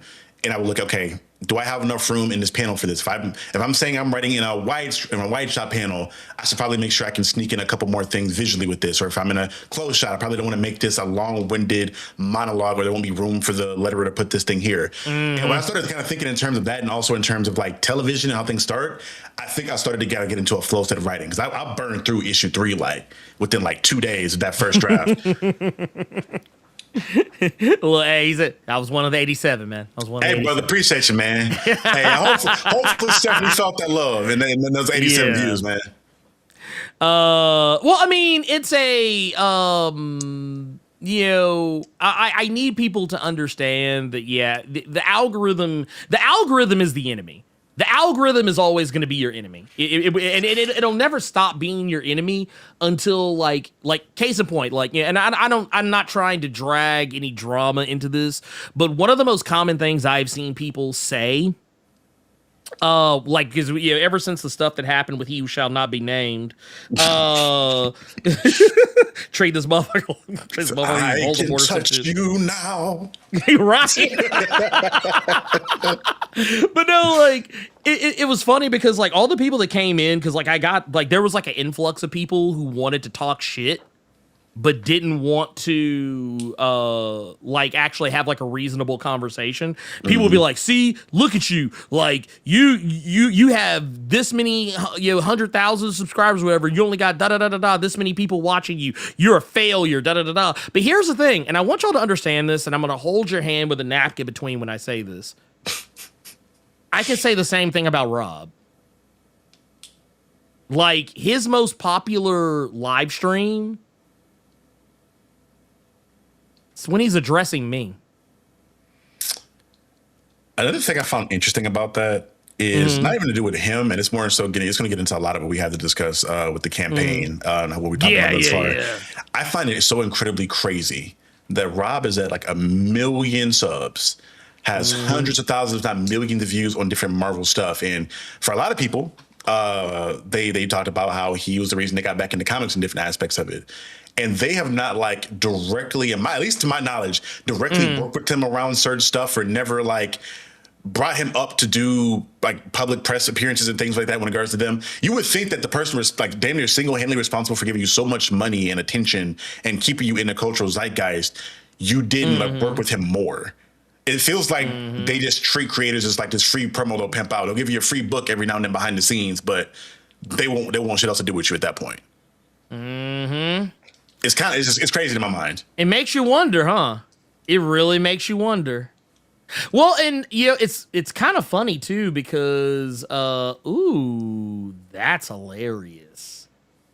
That is hilarious. If it is true, this makes me laugh. So here's the thing. So Rob apparently has deleted a lot of those more recent live streams. But up until recently, I was Rob's most recent and popular live stream. Has he had bigger live streams before? Yeah, sure. He had some that reached 180 some thousand views. But as far as over the last couple of years, no. And I think before he deleted it, he had the last one where he talked about the stuff that was going on with me, calling him out for covering the antagonist. That one had over 77,000 views at the time, which was his most popular in recent memory, over the last year. So, and the thing is, and if we want to hold people accountable for having so many subs, but not as many viewers, let's put it in perspective. Rob has 2.62 million followers. So if we're going by the logic that the number of people who are your subscribers are watching your live streams, that means he should have had at minimum 2 million people watching his live streams, but he did not. He had less than 100,000 people who watched them, which is not that different from me having 125,000 followers, and I think on an average, Blerd cave or whatever, maybe having anywhere between 200 to 300 to 400 people watching at any given time, and then over that, the number of views that sit on that video are usually somewhere in the neighborhood 2, 3, 4, 5,000 or whatever. So I think people, different is because and that's one thing I've tried to pride myself on, because even taking Rob out of the equation, there's a lot of creators that I've noticed who are, and let's keep it a bug. After 2020, there is so many people who get into this YouTube game for the bag. They're not in this because they watch YouTube or they love it. They did that because they want to get to the bag. They saw it as an easy come up. They saw it as an easy thing to do. So there has been this one thing I make sure I do is that I watch other videos outside of my niche. I make sure I watch a lot of commentary videos that break down certain Mr. Beast stuff or things of that nature to see what are they doing to get such a high retention rate to have people come back to their videos. And outside of him, there's a lot of creators who it became the niche to where they would purposely put out hyper inflammatory thumbnails or purposely say things wrong in videos so that you'll sprint to the comment section to correct them because they know you're going to want to do that for the engagement. They're being disingenuous. And I think the thing about that is when you're authentic around your thing, or let's say you have 100 viewers and you're very authentic around those 100 viewers and those 100 subscribers, to the point to where anytime you put out a video, those 100 people are showing up to that video guaranteed. Or if you talk about something else, they're there because they're there for you and your authenticity around that stuff. When you're able to grow that, and again, it's a slower grind, but when you get to that 100K, if you did that correctly and you did grift and you didn't do all kinds of crazy stuff, you were going to see a lot more success out of your 100,000 versus that person's 2 million, because they're not just there to see the downfall or to see you act crazy. They're there to see you for you or the content that you're producing, because it's that level of quality. No, 100%. And hey, shout out to the GOAT. The devil. I saw it was funny because I saw he was in here and I was like, oh shit, hold up. Yeah. I was like, damn, I didn't see anybody see buddy in here. Yeah, that's the homie, man. Shout out to the homie, bro. Hey, bro. I know people's schedules get busy, especially him. Whenever I have called on him for any kind of collab, he is always down. It's just when and one of the goats. He's the homie for real. And that was when I had like less than 1,000 subs. That's when I had like no subs and he was still down. Well, and then like I said, it's hilarious to me that people there's a lot to this game. There's a lot to content creation. There's a lot to moving in these types of spaces that we all kind of have to navigate through and kind of work around. Mm-hmm. And the thing is, you really have to find where you fit in. And honestly, like, you got to watch the people who came before you. You gotta, because I to my understanding, I'm almost positive this is the case. But Black Masta came before me, to my understanding. And I think so. I believe by a couple, like a year or two, maybe. Not too crazy long, but I think so. Yeah. Long enough that like I'm aware of like some of the kind of having to have to watch other people and see like the stuff like, because if you really pay attention to other content creators, you will kind of see some of the stuff that like awaits you when you start reaching into like certain heights. You start kind of getting like, whether you realize it or not, you're seeing the writing on the wall. Whether you realize it or not. And that was like, some of the stuff that that he had to deal with. I had to deal with it on some level. And the thing I'll say from a content perspective, and it's been said about art, the best artist copy, the great artist steal. Because brother, I was studying your film like fucking Kobe watching game film. If y'all look at my channel and the structure of how I structure my channel, that shit gonna be like a mirror image to Ernie's. Like from the way I structured my intro to the way I structured even just the format of me doing the streams. Because initially I was like, damn, that's dope. You need to talk about things as they happen without having to edit a whole video within that short time. You can just like talk about it. I copied the flow bar for bar, word for word, and it's paid dividends. Like the streams have been a lot better since I've been doing it. And again, I see you have the success, and I see you have a similar audience and a similar niche. Cool. Let me see what he's doing and kind of take that. I thought, nigga, hey, bro, I'm stealing your whole flow. Niggas like, oh, is that Ernie's son? Ball beating niggas. I guess with glasses, we just. I mean, look. I mean, honestly, I don't think we're beating the charges on that one because, because we also got JP with us too. So it's the way Don't You would do his honest give me history videos. When I was doing character breakdowns, I was copying that nigga shit. Notebook, just like, all right, shit, nigga, I got the Krabby Patty secret formula right here, nigga. I'm locked in. Hey, that's but here's the thing though. I feel like that's not a bad, like people always want to try and make it seem like it's a bad thing. Cause I'm gonna be real with y'all. When I first started doing what I was doing, man, look, motherfuckers stayed calling me broke ass Rob, broke ass comic display, broke ass this, that, and the third. But the thing is, I was like, I'm not really like him. I mean, like I said, we're similar. I guess we are similar in so much as that we are two white people talking about comics, but I was like, I talk about comics very differently than Rob does. So I was like, we're not really the same. It's like saying that like we are both sports teams, but we are not the same sport. Mm-hmm.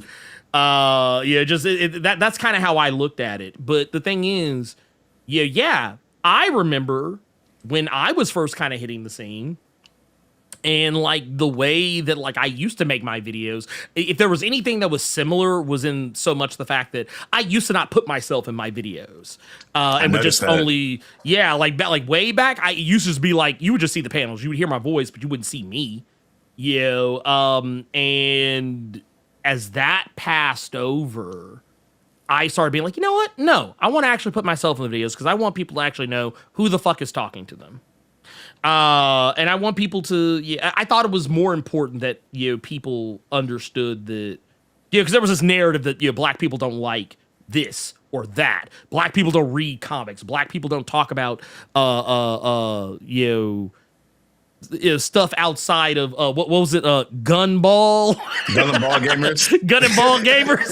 You know what I'm saying? It's like no. We actually like comics, man. We actually like all this other stuff. It's not just anime and video games. Like we read like just regular ass comics and like other shit too. I wanted to showcase that, and I thought it was important. And so all of that really is just to say that, man, we contain multitudes, and even within the what people would probably refer to as like a copy, a kind of copy ninja format.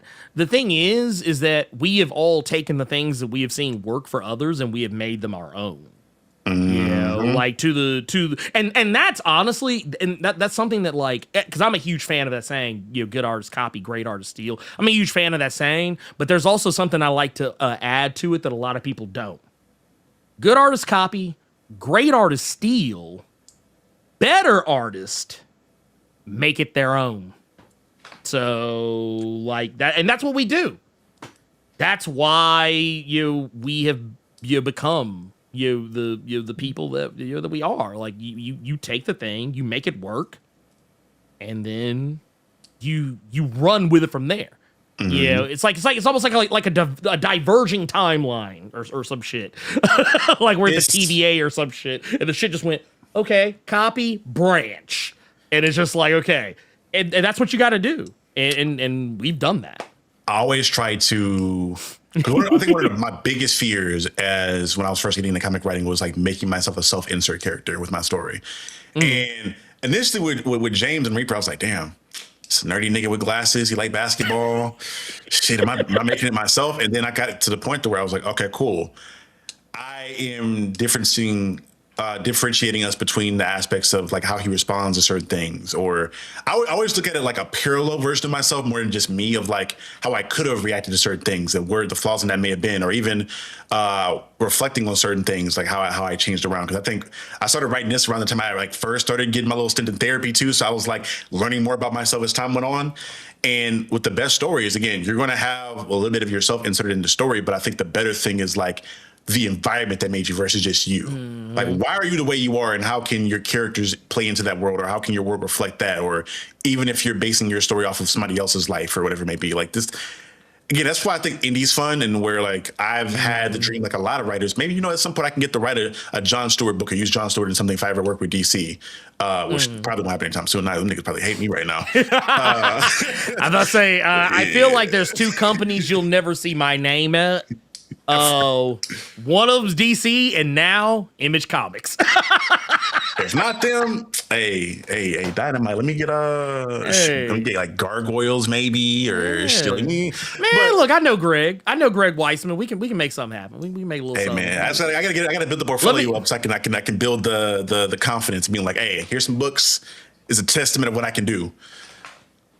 I mean, look, hey, honestly. Look, man, we out here. We out here doing shit. Look, they'll be like, hey, man, look, let me make some black gargoyles. Oh, bro, that'd be so sick. Let me get Broadway some. Needs more love, bro. Broadway needs more love, man. I ain't gonna hold you, man. Look, I'd have a whole gargoyle out here named Harlem. That'd be fire.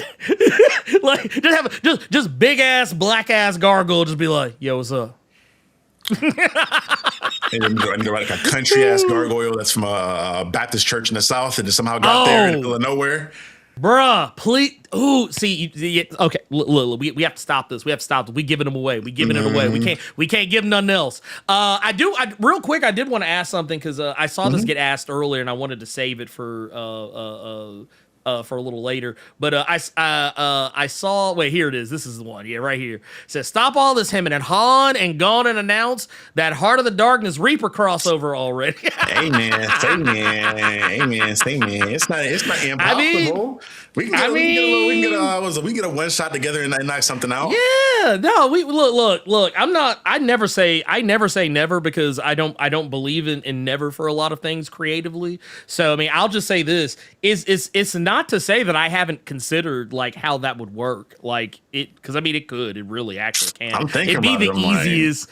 It would be like honestly, it would be an easy layup, honestly, of how to put it all together. Just because the worlds that both Kellen and James navigate are very. They run in very similar circles. They both run in very supernatural environments.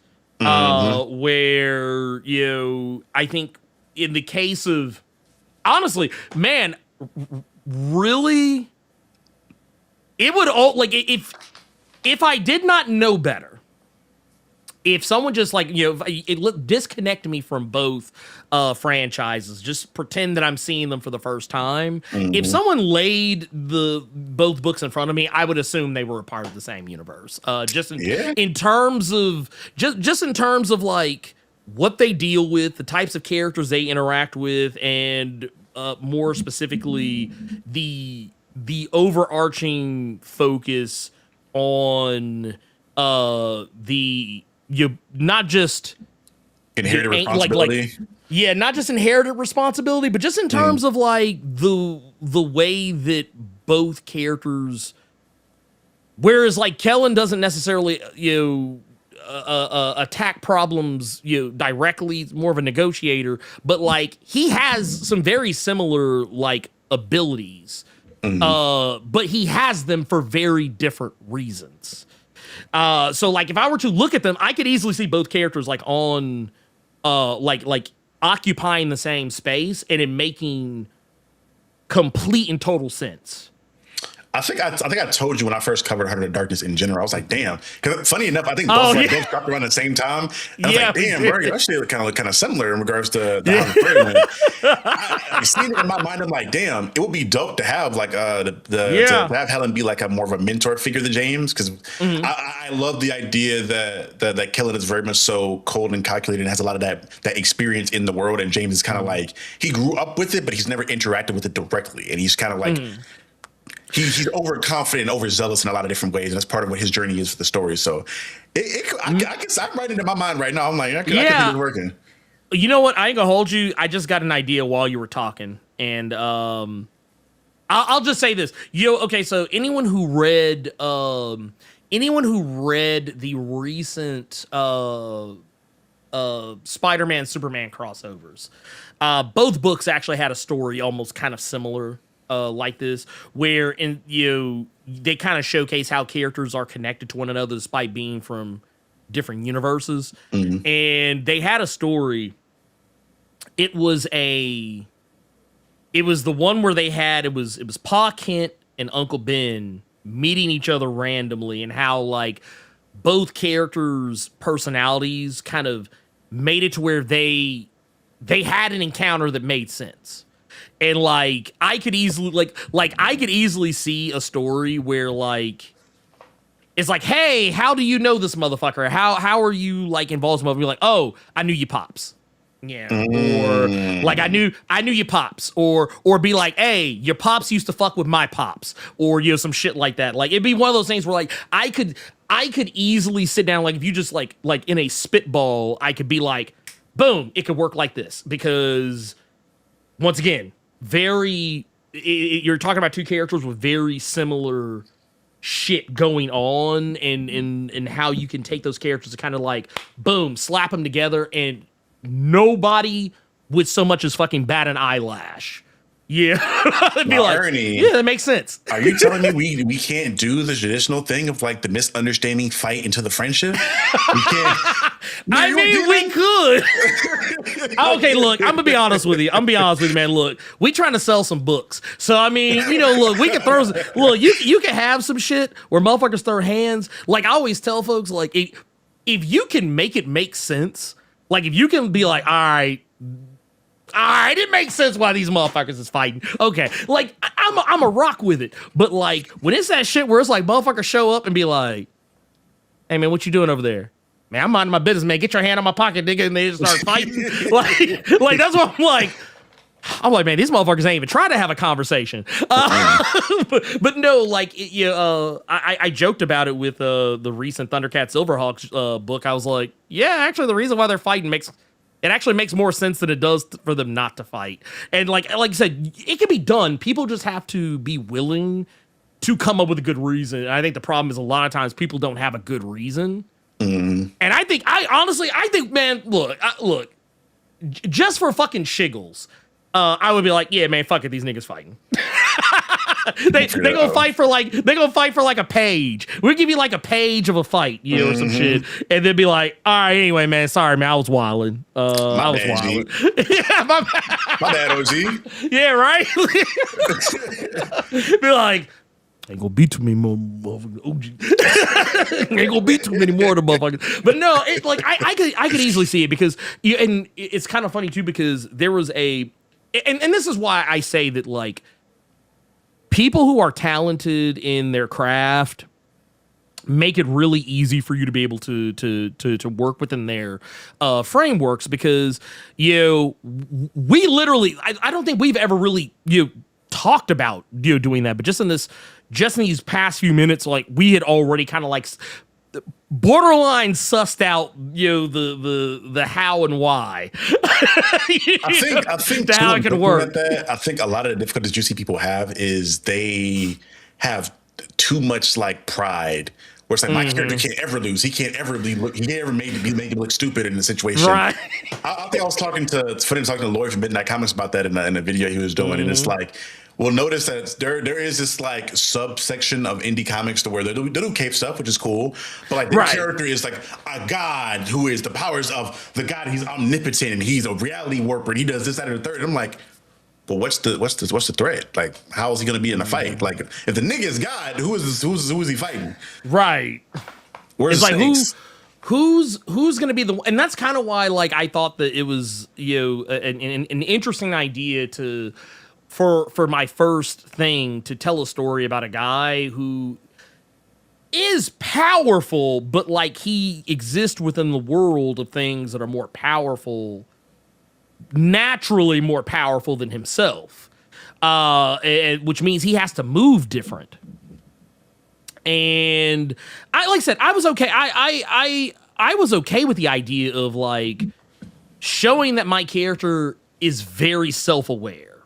And I think some people don't want to have their characters perceived as being like not up to the task of certain shit. And you saw that a lot with the original Marvel DC. It's like nobody wanted their character to lose, so it was like nobody wanted their character to get shit on. And sometimes it still happened anyway. But I think that you have to be willing to kind of play in the sandbox, have some fun, and be more worried about telling a good story than trying to cater to your own ego. Like it just is what it is there. Yeah. It makes for a better story in the long run, especially if you like tie it into anything you do with the actual running itself. I'm like, all right, cool. It's about the journey. It's about the journey, not always a destination in my line. Easily. So I mean, like I said, y'all gave us something to chew on. So I mean, like I said, Best thing about it, hey, one book, half the price. You get to go half on the art on that art. yeah. I ain't gonna hold you. Like that's one of those. Look and see. Okay, this is the thing I think most people aren't prepared to have that conversation about. When you make a book, man, making a book ain't cheap. And I'm gonna be real with you. I think that the sooner people accept that, like, you know, it's expensive. Two, it is, and I think you and I both can attest this because we both like came out of pocket for a lot of our shit.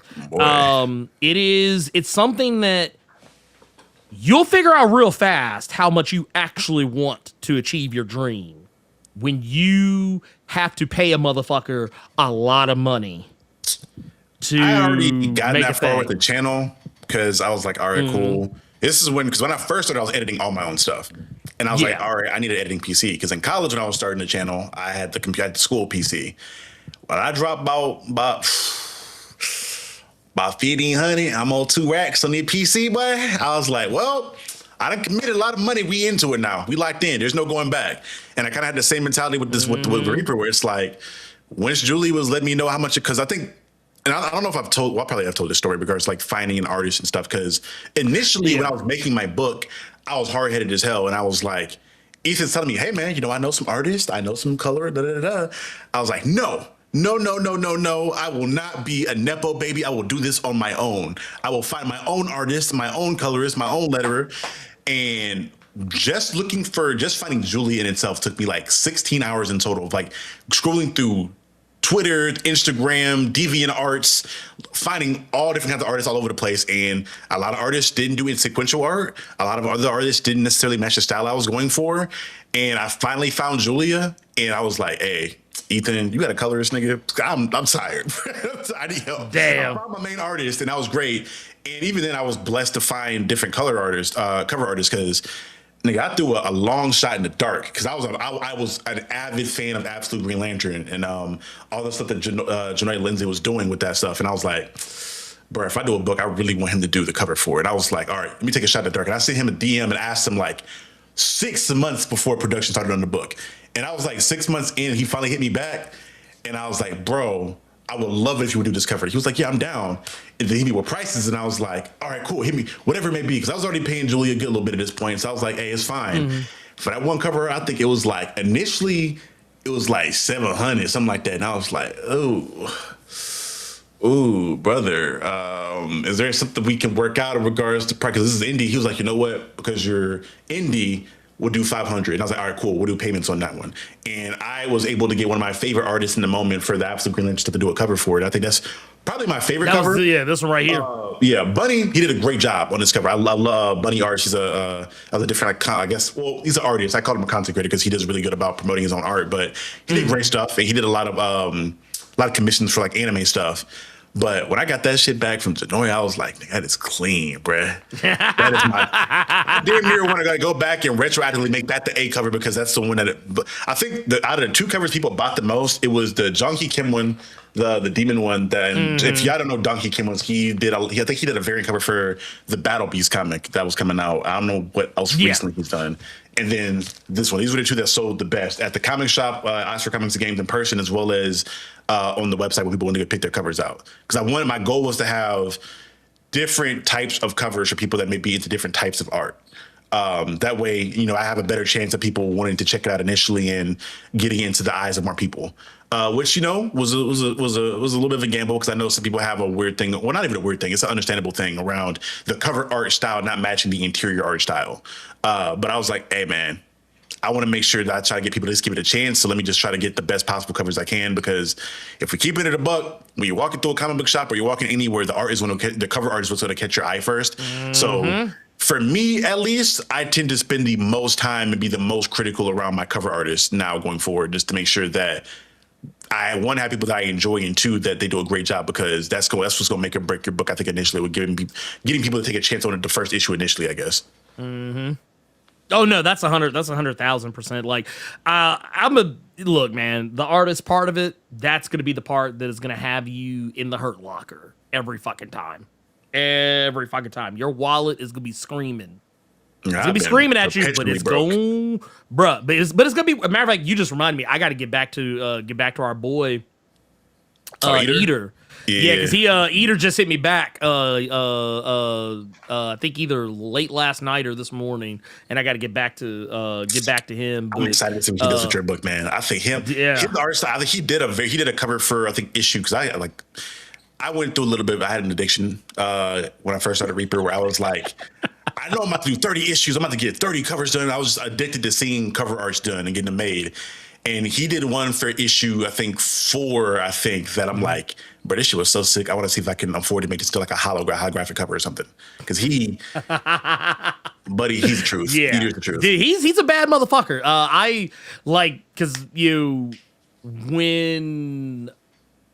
Because when I reached out to him, I was like, dude, I was like, not gonna hold you, man. Like, you bad motherfucker. You bad dude. So, yeah. And thing is, I mean, he nice with that pencil. He nice with that pencil. He like, and that was also kind of my thing too, is that when I was talking about what I wanted to work with him on, I was like, because my general rule was, if I'm gonna hire somebody to do art for me, they got to be better than me. And it's not like I'll be goddamned if I hire someone to do art for me who can't hold a candle. And I'm not saying that I'm like the best motherfucker out there. I'm just saying that like I am confident enough in my own personal ability to draw that like I know what I can do. And if a motherfucker can't step to me, I'm like, there's no way. There's no way. So it's always gonna have to be somebody who is above me that's gonna be doing the art for like something I'm gonna do. And Eater is a good set of head and shoulders above me when it comes to that sort of thing. So yeah, no, I'm excited to get him to get him on. We got some artists over here. There's a couple of people that like over time, love to do their own thing. They got bigger than Echelon at that point. So Eater is he's one of the few people where it's like he went off and did Marvel, DC work and got big, got a name, and he still comes back and he'll even give us like discounts and stuff because Ethan gave him a shot early on. He gave him the chance. So we'll have Eater come back for certain stuff. And I'm like, hey man, we got a Marvel artist over here. Nigga, fuck you talking about? Look, that's a draw. That's a draw right there. That's the marketing for it, and that's the big thing I've been trying to learn on how to market a book. It's like, hey, as much as I think Marvel and DC have their issues when it comes to marketing stuff, they have a name that holds weight. So you can say, hey, they thought this work was quality enough to hire this person on to put on their stuff. Hey, he over here with us too. And I think that's the thing about a lot of indie stuff. The art that you'll find out there is the quality of it is amazing. And it's even people that don't work for Marvel and DC that make books, the quality is damn near identical in some instances that I've seen. Fucking, I made a video on it. Keisha Demon Eater, bro. That Dream Fury comic, Keisha Demon Eater, nigga. That art is that shit is spectacular. Look, bro. I remember when I first talked to Newton about that book. Like this was back before like the book was actually like out, and when I was looking at it, I was like, dude. I was like, the fuck is going on, man? I was like, this art is fucking like this isn't like a indie. Like I used to have this very like weird concept of what indie comics would look like, because like when I first got started, like it was rare for me to see an indie book that looked as good as a big 2 book. And when I say that, I mean I'm talking 2019, 2020. To see a book that was an indie title that looked as good as a Marvel or DC or Image title, it wasn't to say you didn't see them, but they were rare.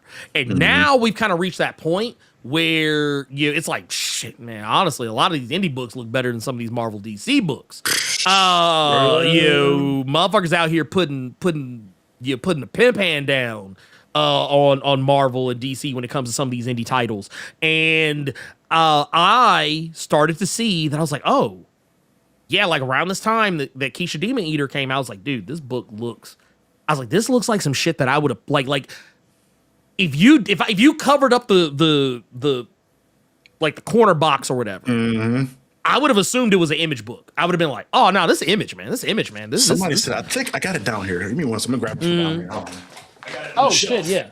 Where is it at? Where is it at? Where is it at? Where is it at? Where is it at? Where is it at? Oh my god! Oh my god! Oh my god! Oh my god! Oh my god! Oh my god! Yeah, because Is it right here? I think it's right here. Hold on. Oh god. There's a downside of buying. Oh. Oh wait, no! Come back! Come back!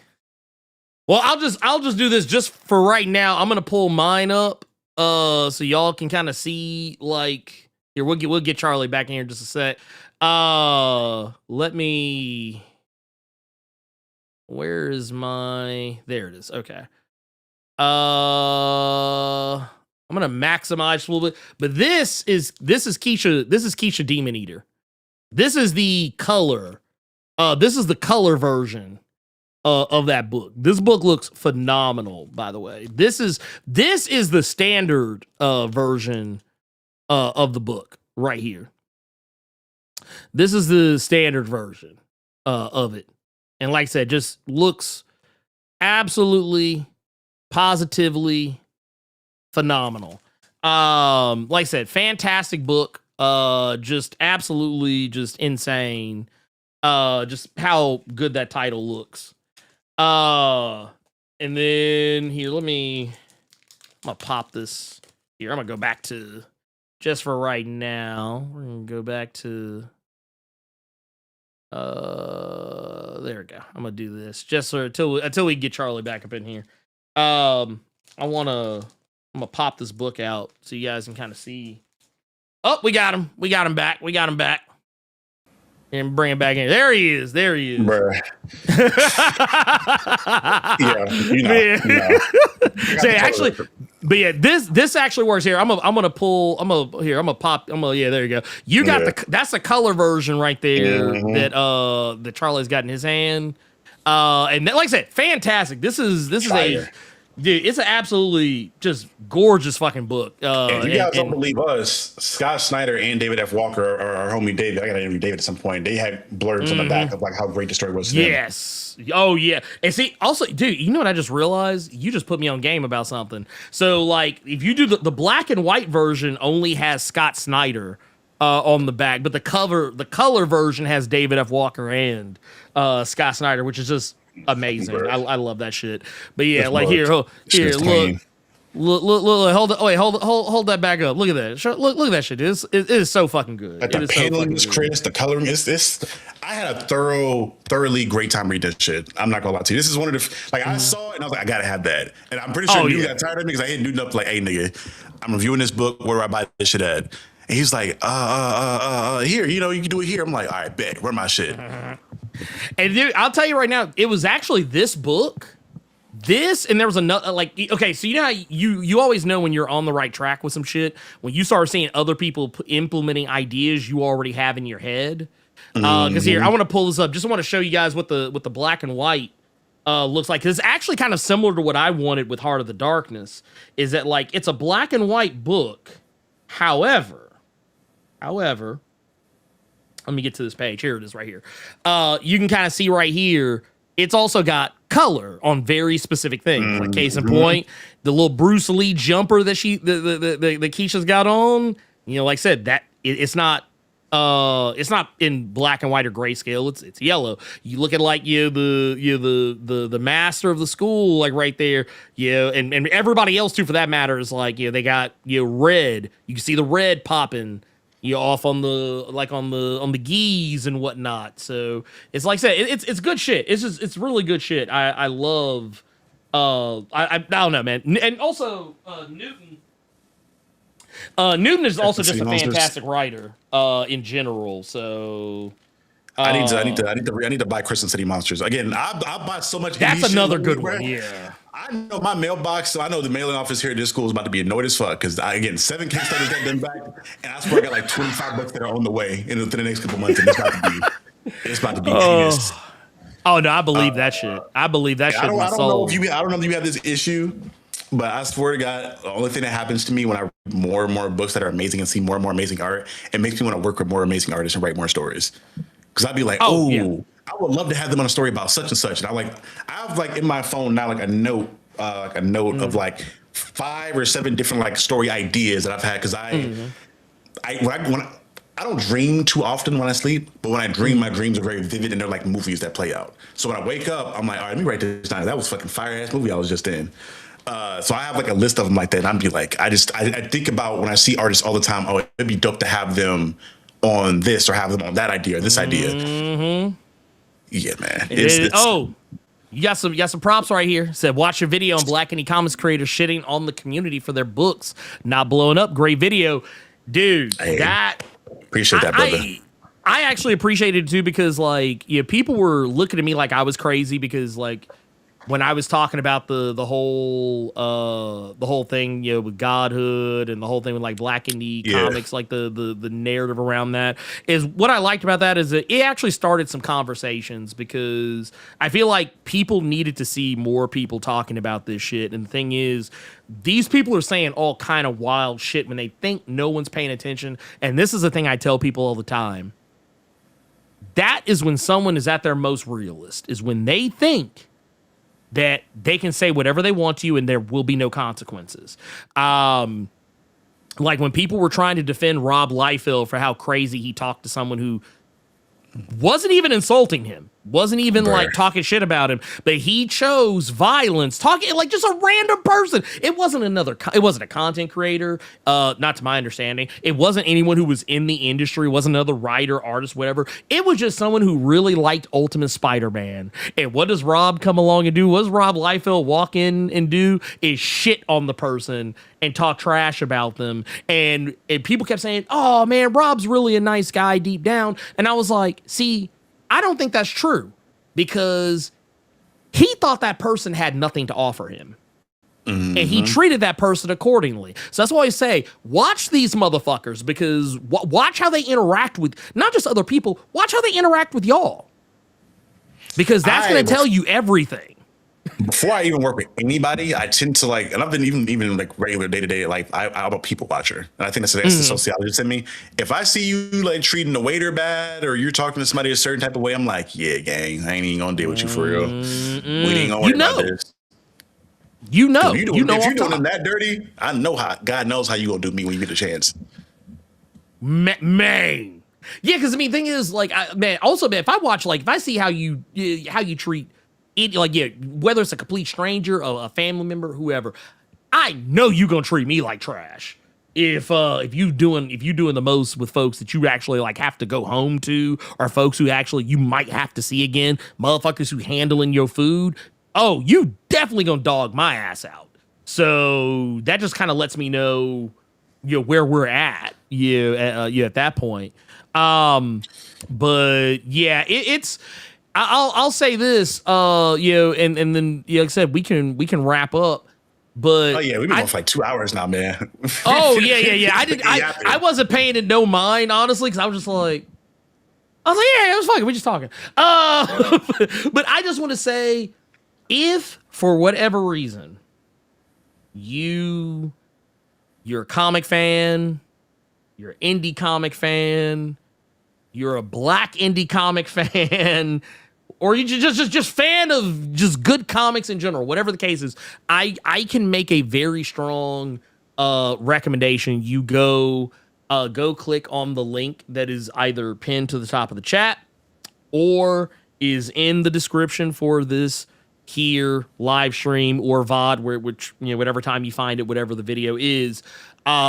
Go back the Gambit. Go back Echelon Presents the Gambit, because like in here, I want to pull this here. I'm gonna pull this back up because I want y'all to see that you are going to be getting 5 different stories. 5 different stories, number 1 issues that are going to give you a glimpse into what Echelon has to offer. As we have been talking earlier, you may or may not have peeped game that some of these covers that have popped up. These are the issues in question. Like some of these previews that I'm showing you all, these are titles that will be in that book. So really seriously consider if any of this stuff sounds like it's of interest. Like I said, you've got Blackmore. You've got what was it? It was Slate Ash. Yeah, you've got what was it? Ipswich, right? Yeah. You've also got this issue. Literally, this issue that I'm holding in my hands right now. This is also included in there as well. So if you want to get, and I think what I did was because I'm extra with it. Don't worry about it. Don't mind your business. Mind your business. I didn't want because I think there was one where it was like the oh God, what was it? It was the digital version. I think is like 30. Oh yeah. The digital version. And the actual like physical copy is 60. That's the one I went in on because I like being able to hold the motherfucker. I like being able to hold the book in my hand. Like I like especially like more recently because I've kind of gotten away from digital. Not saying I still do digital primarily, but like when it comes to indie stuff, I want to be able to hold that book. So because who's to say whether they get what happens those digital releases down the road. I want to make sure I have that book later. So I did the $60 joint, and like I said, I think that I think there's a lot to like there. 60 for to get an entry into 5 different series in a physical format, or 30 to get it in a digital format, I think is actually a pretty fucking good deal. And not only that, correct me if I'm wrong. I want to say you also got like there's like other like little add-ons and stuff. That are included in there as well, right? We got the 3 tiers. Yeah, we got the $30 tier for the digital, the 60 for the physical, and then there is a $120 tier, but that's for people who are really wanting to jump in, where it's essentially the physical, but it's also going to give you the first issue of every single book in there. So if you want to, if you enjoyed the first issue or whatever it may be, and you want to have just that for a collector's thing or whatever it may be, we'll send you guys that. As far as add-ons, what we have right now are posters. So I'll probably put I think I posted a picture of it on my Threads account of a 24 by 36 poster that I got done for the second issue of Reaper that I put in like my office and at work. And we have a couple of those posters in there already. And then we're working on getting with some of our interns with designing like stickers and different things like that can be stretch goals or other things we'll add on there as time goes on. Because it's really just about getting it printed and shipping and all that stuff. Because right now shipping is a mofo with, Agent Orange and all the things he has going on overseas and all that good stuff. And I'll say this in regards to backing this. You guys are not just backing this book and the books within it, but you are also backing future books, because like most other people, we have like scripts that are done for some certain books like this. Like I think Slate Ash is the only book in this that has all 6 issues all done. It's like there's a separate trade for Slate Ash where you can get all of them in one. I think I have the trade right here. It's like Slate Ash where it's like all done. Oh, boom, dude, gorgeous. All the other books though, there are scriptures we have sitting on it. It's just a matter of having the funds to put them in production. So depending on if it gets fulfilled, we'll probably put out a poll to be like, all right, out of this, what book would you guys want to see issue 2 of or issue 3 of the soonest? And we'll put some funds behind that, as well as there is a very special book that I'm excited for y'all to see that is essentially, just to give a tidbit on it out, it's going to be almost like an Inside Out type of situation, but an anthology series, but also based around more so Black folk at that, where we're getting to see entrepreneurs and other Black folks kind of have those emotions kind of toy around with inside of them. It's something that I'm going to write a installment on at some point soon. Ethan is doing the first one, but we're going to pay to get that one done with the Kickstarter to support our graphics person, Olivia, the branding maven. Again, shout out if y'all want any kind of graphics done or logos done for your comic stuff. She's the go-to. She is the homie. She is so talented and she's amazing. But she is working with us to get her story done that she was really passionate about, called The Motions, and that's what that's going to be. It's going to be like an Inside Out type of situation. It's going to be Black centered and of it. But again, and it's this. You're not just supporting this trade. You're supporting Echelon as a company. And I want to pre-thank anybody that has already backed it and people that will back it in the future. We appreciate it, because I did the math. I was telling Ethan, I'm like, hey man, let's break this down. We only need 100 people at the $60 tier, and we good. We just gotta get 100 people. And so far, I think we're like 10% in. We got like 600 books out of the 6K so far. So again, thank you everybody. I appreciate y'all. Like I said, hey, dude, y'all go do the thing. Like I like, especially with all like you, because everybody's had something to say about how, oh man, y'all trying to hold, y'all trying to ask Massa DC for some representation, but y'all don't support no black books. Well, guess what? This is black shit. This is Echelon is a black owned comic publisher. And they are telling all kinds of stories and doing things like all the same shit. Like, because I saw someone the other day try to say, well, you talk a good game, but come let me know when you create something of your own. Well, guess what? This is exactly what the fuck this is. It's like, well, funny you mention. This is what the fuck we're talking about. I get to put my dick on the table and say, hey, see this? I made that. Shut the fuck up. Man, where's yours at? Where's yours at? Bam! Now what you gonna do? Now what? Now what you got to say? Now what you got to say? Basking in all this magnificence. I'm just saying, man, look, we are out here, we're doing the thing, and like I said, we put our fucking money where our mouth is. We stand on business. Because the thing is, and this is something that Charlie and I have been trying to tell y'all for a long time, JP, everybody else is part of DC So White. We've been trying to tell you all this shit for a long time. We can walk and chew bubblegum at the same time. We can support the black characters at major publishers that we really love, and we can also support our own who are out here creating things. And we can also, technically, we can walk, chew bubblegum, and breathe at the same time, because we can also create stories for you to enjoy when others will not do it for us. So I want y'all to really think about that and what that means, and please go support Echelon Presents The Gambit. I'm also going to say there's also links to go to the website if you want to go check out, you want to buy. The website has like prints and posters, all kinds of stuff. There's all kinds of merch, not just comics. You can go in there and buy those. I have links to that in the description. There are links to follow Charlie on social media. There's links to the YouTube channel. If for whatever reason you didn't already know, you can go get with that. And once this actually goes out to VOD, I will go back and pin, because someone brought up pinning. Please pin in the comments. I will pin it in the comments as well. So please believe when you hear people talking shit, saying that we don't support black indies, that we don't create black indies, well, I think it's safe to say we are both proof that is bullshit. Okay. We spent half the show talking about keep in mind, this is a stream about the Gambit, and we spent like half the show talking about other fucking indie books that we were just enjoying. Right. Like if that don't tell you some shit, I don't know. But I will also say, that's something I don't know if this is the case. Charlie, you might be able to correct me on this.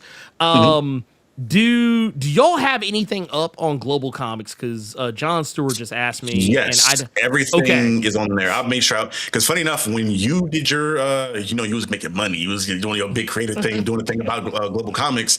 I was like, I wonder if we can. I thought that they had things where you could upload your own books there. So Issue 1 of Reaper is there, and I think I made sure to upload every other book in the Echelon is there as well. So if you guys want to go read those at Global Comics and get a taste of it there too, you guys can go read all that stuff there. See, there you go. So right there, we just made it that much easier for you to get in. So go do that. Go show some love. Go show some support.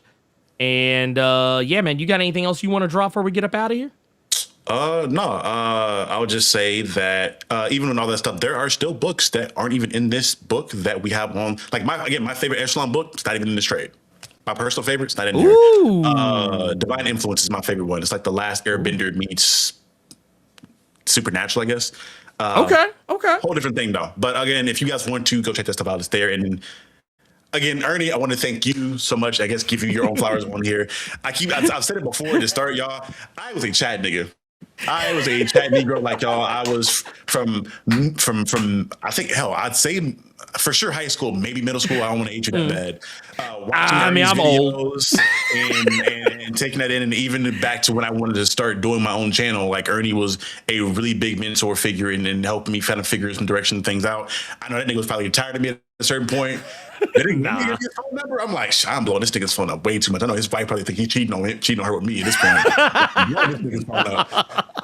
So I want to thank you for all the assistance, all the mentorship, all the time and effort. Because for sure, you being as busy as you are, you didn't have to, but you did even before I got any kind of motion whatsoever. So I appreciate that, and thanks for having me on. Anytime, man. Anytime.